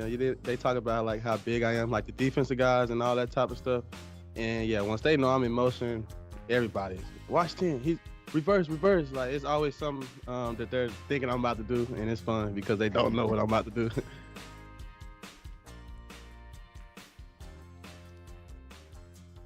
I don't know what he's going to do either, Laviska Shenault. I love it. Yeah. What will he do next? Most unique offensive player in Jaguars history, in my opinion. Laviska Shenault. I was thinking about this today again, and we'll see how it plays out. Yep. But I've said on the show before, Keenan McCardell, I think is potential star material in the NFL. Potentially, if he wants to be like a head coach in the league. I don't know what his aspirations are. I'm assuming if you're a coach, you might want to be that. But not everybody does. Not everybody does. Yeah. But I would think. I think being a former player himself, he still has that competitive thing about him. I think so, too. I would say he wants to And be. he's got time, but I think he's a star, though, at least in his position group. I think he's done, if you look at what he's done with these guys, and since he's been in Jacksonville, I think he's done a great job. Yeah. I mean, he's getting the most out of Keelan Cole. I think DJ Chark is developing. I think Laviska Shenault, because he was asked about him in today's news conference, and it struck me. I was like, hey, you know, McCardell, who played so physical, he loved to play the physical brand of that receiver, and Shenault, they should get, I mean, that's a great guy to learn from. Sure. He loves that physical receiver style, so that will be a great marriage for Laviska Shenault early in his career. Say what you want about, you know, the Jaguars coaching here the past decade or so, but it seems like they've had a bunch of great like wide receiver coaches. Like I'm reminded of like Jerry Sullivan. I think Jerry Sullivan was fantastic. Was a heck of a coach, man. He was a great guy too. I enjoyed talking to him. Yeah, they have turned the wide receiver room around. That's one thing. It'll be like, you know, who knows if Dave Caldwell makes it, you know, whatever. But it will be the one position that they have turned. Maybe two, because they have more sacks here in the last few years than they had for a long, long time in elite pass rushers. Now they went and got Calais Campbell, but Josh Allen they drafted, Jan they drafted. I mean, they had a long time where they were trying to find that position. Hey, I know about that, Brent. But even early on, I was brought in to try to do something about it. But even in the early years, like if you look at the number, they're like, okay, that guy was good, but was he great? Yeah. You know, outside of like Tony Brackens, who's unbelievable. So it's an interesting deal what they've done with the pass rush spot, but I think the receiver spot might even be more so, because in this day and age where you better score, you better find receivers.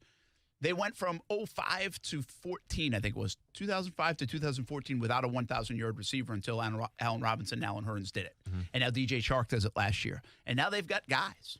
And so I think a big part of that, though, is Keenan McCardell and Jerry Sullivan and guys like that. So they have done a good job at the wideout position. They've attracted talent.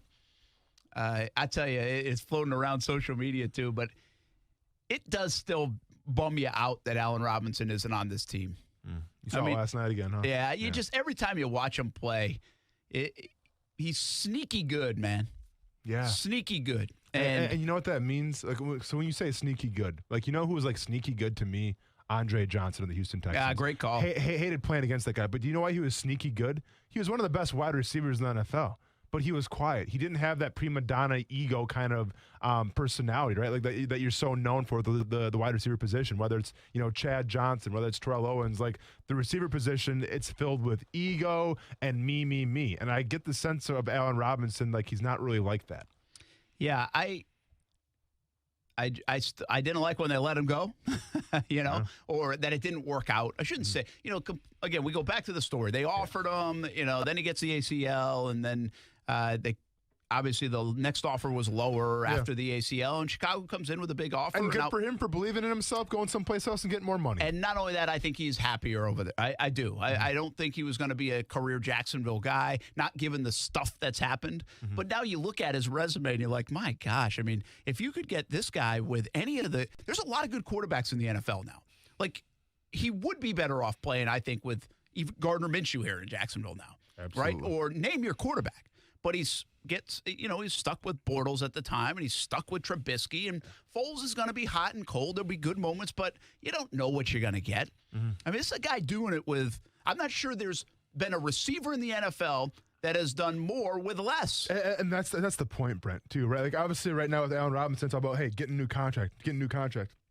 What sucks about the wide receiver position so much is the fact that your next contract depends solely on how good your quarterback is. It really does. Because, I mean, if you're a wide receiver, you can only do so much. If the ball's not going to come to you, or if the ball's, you know, overthrown, underthrown, like, you can only do so much with that. And obviously we look at yards. We look at yards after catch. We look at touchdowns. And it just stinks because, like, obviously a defensive end. If you get sacks, you get sacks. You know why? Because you can be a defensive end, go out there and do what you have to do. A wide receiver, you're kind of at the quarterback's mercy a little bit. So I agree with you. I do feel bad for Allen Robinson because he's putting up numbers and he's doing it with a mediocre quarterback cast at best.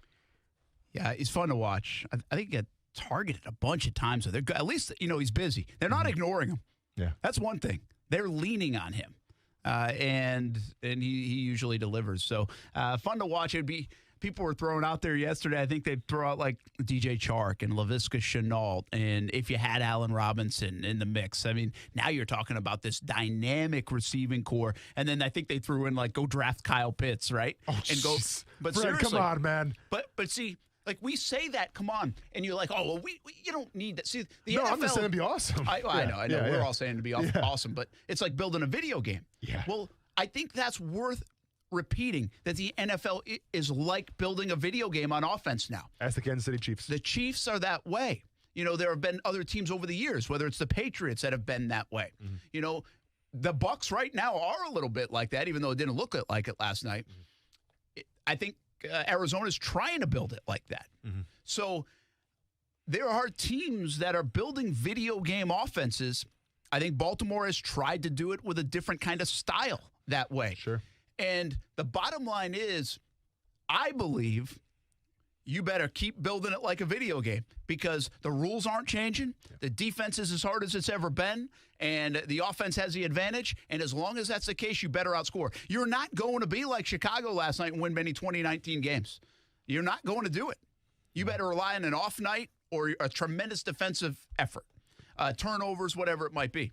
So this isn't going away. This is not like hey, the pandemic caused defenses not to be able to do this or that. This is not going away. This is the new NFL. Mm-hmm. The NFL is the Big 12. You know, the SEC has become the Big 12. And while there's still defense and hard hitting and more of it than you will see in the Big 12, you get my point. Yep. You're playing a video game on offense. And so to dream like that of how many chips can you get in your corner? Mm-hmm. How many chess pieces can I have as an offensive coordinator? Like Andy Reid, like Eric Bieniemy, and the Kansas City Chiefs. It's not like they shied away from him, man. It's not like they said, hey, you know, we got enough. Yeah. No, we're going to go. Instead, we're going to go get Mecole Hardman from Georgia, right? We're going to add another fast guy. Exactly. Right? Yeah. And they go get Edwards-Helaire. Yeah. We're going to add another guy. Yeah. So that's what you have to do. No, without a doubt, right? And that's the difference to me between like the Tampa Bay Buccaneers and the Kansas City Chiefs is that the Kansas City Chiefs have done it in-house, right? Like some could say they took chances a little bit on maybe these short, speedy guys, but you know what? It works for Andy Reid because Andy Reid knows exactly what he wants out of his players. Like he has a certain type, and it's not everybody's type. But as the Chiefs are showing us right now from last year winning a Super Bowl and obviously having a lot of success this year, it's that's the type to win ball games right now. It's those explosive weapons where if you're a defense, okay, we shut him down, but then how do we shut the other guy down? Like there's just too many things. You know, it's kind of like being like in a ship and there's like 10 holes you got to clog and you can't clog all those holes. So you're going to sink eventually. The question is, what holes do you want to clog before you sink? Absolutely. Well, speaking of, the Jags go play Houston. Speaking of clogging holes. Clogging holes for both teams. Listen, I think this is the season for both of these teams. Yeah. Now, I don't know if it saves your season and you go to the playoffs. I'm just saying if you don't win this, you're not going anywhere. Yeah. You're going to sprinkle in a win here or there because it's the nature of the NFL. But any chance at rescuing this over the next month for both the Texans and the Jags? Because keep in mind, in the NFL, as we know, it's not like everybody's going to show up like the NFC East and be 1-2 in first place. Yeah. But what we do know in the NFL is Phillip Rivers could go down in a heartbeat in Indy, and that changes. Heck, the Titans can't even get on the field this year right now. Mm-hmm. So you don't know what's going to happen, and they're only a couple of games back at the moment in the AFC South. So we've seen it before. We're like, if you only won this game, well, you might have made it. Yeah. There's also an extra team in the postseason this year. So I think for both of these teams, if they're going to get momentum, go on a run, this game, or at least try to be in the mix, this game is vital. If you win it, I'm not saying they will go on a run, but if you lose it, I'm saying season's over. Yeah. In terms of that expectation. No, I agree with you. And I wholeheartedly believe right now that if you're in that locker room for the Jacksonville Jaguars, you have to expect the best version of the Houston Texans all year coming out this Sunday. I was in that locker room when Jack Del Rio got fired and Mel Tucker took over, and we wanted to win those games for Mel Tucker because we respected him that much. I sense that Romeo Crennel kind of has that same prestige about him a little bit. I think players respect him. You saw that in Florida State last year when Taggart got let go, right? And I forgot the gentleman's name that took over for Taggart, but it seemed like they all wanted to play for him. Odell Higgins. Thank you very much, Odell Higgins. So sometimes, it's that little spark when things were going so bad, obviously, with Bill O'Brien. He's gone now. You got Romeo Crennel, obviously in a situation where he probably doesn't want to be in per se, where he maybe didn't see it coming, but now he's there while the players want to play for him. So believe me when I say this will be probably the most aggressive, the most heart that the Houston Texans will have all year, and it just begs the question, can the Jaguars match that? Yeah, it'll be... I think it's a tall task. I think there is a little bump. I think this is bad timing for the Jags. I feel like if O'Brien didn't get fired, I might pick the Jags. Like, I actually think that's how much it's weighing into this. I feel like if the revolt words were correct, the rally around J.J. Watt, who then revolted against the coach, and again, for a very likable coach, and I just think of a team that has enough veterans on it, like, well, at least we got that crap done with. Yeah. Now let's go play football, right? And I feel like, and by the way, whether all that happened or not, Murphy's Law says Houston's due to play a decent game. Correct. Houston's due to get a win. Like, I don't like facing a team that's winless in the NFL. Not after 4 weeks. No. Because they're due. It's just not nobody. It's hard to keep losing, especially when you have a franchise quarterback. It's a tough. I think it's a bad timing game for the Jags. That doesn't mean they're going to play poorly. I just think it's a bad timing game. So hopefully it's an entertaining game. It's fun. Maybe the Jags pull it out. Because I do think this is the one. This is a game I want to see. Remember, in our 6 steps of success, can the Jags find that resiliency? Can they go bring that lunch pail on that plane to Houston and go to work? And haven't seen it that much in the last couple of weeks, if we're being honest. So I want to see if they can find that again as a young football team, and they get a chance to do it against Houston. By the way, game on CBS 47, 1 o'clock on Sunday. Got a lot to tell you about, and that includes tonight our Blitz scoreboard. Got a ton of games in the area once again, 9 o'clock until 10 o'clock. Because of the NBA Finals, that show won't be on the radio. Which we like to bring it to you on the radio. But I want to remind you that it's really not the best part of that show, even though I don't want to say turn off the radio. The best part of that show is Twitter and Twitch. We get to show you some of the action from around the area. So if you like high school football, make sure you check that out. We'll also introduce a segment tonight called the Blitz QB High Five. Okay. Going to give you the 5 top quarterbacks, at least for this week, coming into the week. New segment we're doing. We're going to rank a few of the quarterbacks, and we'll have our Athlete of the Week brought to you by Honda the Avenue. Just going to say that, actually. You stole the words right from my mouth. I'm trying to help you out, man. Trying to help you out. Yep, I'm ready for you. All right. So we have our nominees, and the vote is finishing up right now, and we'll have the winner of our Athlete of the Week. I'll be out of the couple games. I'm headed that way.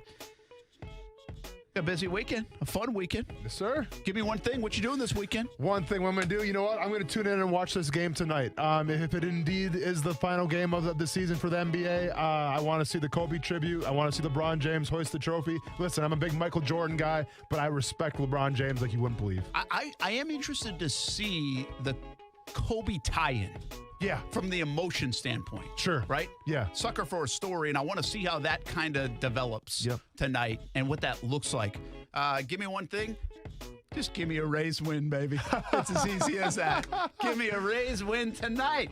Come on. Hey, if it happens, though, it's going to come with a couple stand home runs. I don't it's care. It's going to happen. It's just a couple stand home runs. As long as the Rays score more. All right. I like it. Kuz? I hope Marcel's listening. I'm going to a wedding, and I'm wearing a blue suit with a black belt and black shoes. My man! Yep. Buck those fashion trends. You're doing your own thing. I like it. If our moms are listening, they'd be like, you can't wear black and blue together, Kuz. Read JQ. Hey, read GQ magazine one time and talk to me about it, Mom. It's in right now. You can wear stripes and polka dots and everything together. You can do whatever you want to do, clash. Man. Nothing matters. Yep. March to the orchestra of your own drum. That didn't sound right, but it's all right. But you can do anything you want. March to the beat of your own orchestra, not your drum. There it is. Yeah, whatever. We'll go with it. Whatever that means. Yeah, whatever that means, man. Brent, we got in fantasy this week. I don't even know. I'll tell you what, Scotty Miller, you're cut from the team, by the way. I'm playing Kuz right now. Laid a big goose egg for me last night, but don't worry, Kuz. I ain't nervous just yet. Still got some good players coming up. What's up, Josh Jacobs, Delvin Cook? I see ya. Live Local Loud coming up next on ESPN 690. We'll see you on TV tonight and back here later tonight on ESPN 690. Attention all Camry buyers. If you've been wanting a new Camry, then I've got great news for you. Because today's the day to get your Camry and save big at Arlington Toyota. It's the Today's the Day sales event going on now at Arlington. and they've made a special purchase of 2020 Camrys. That means they've got 132 new 2020 Camrys in stock.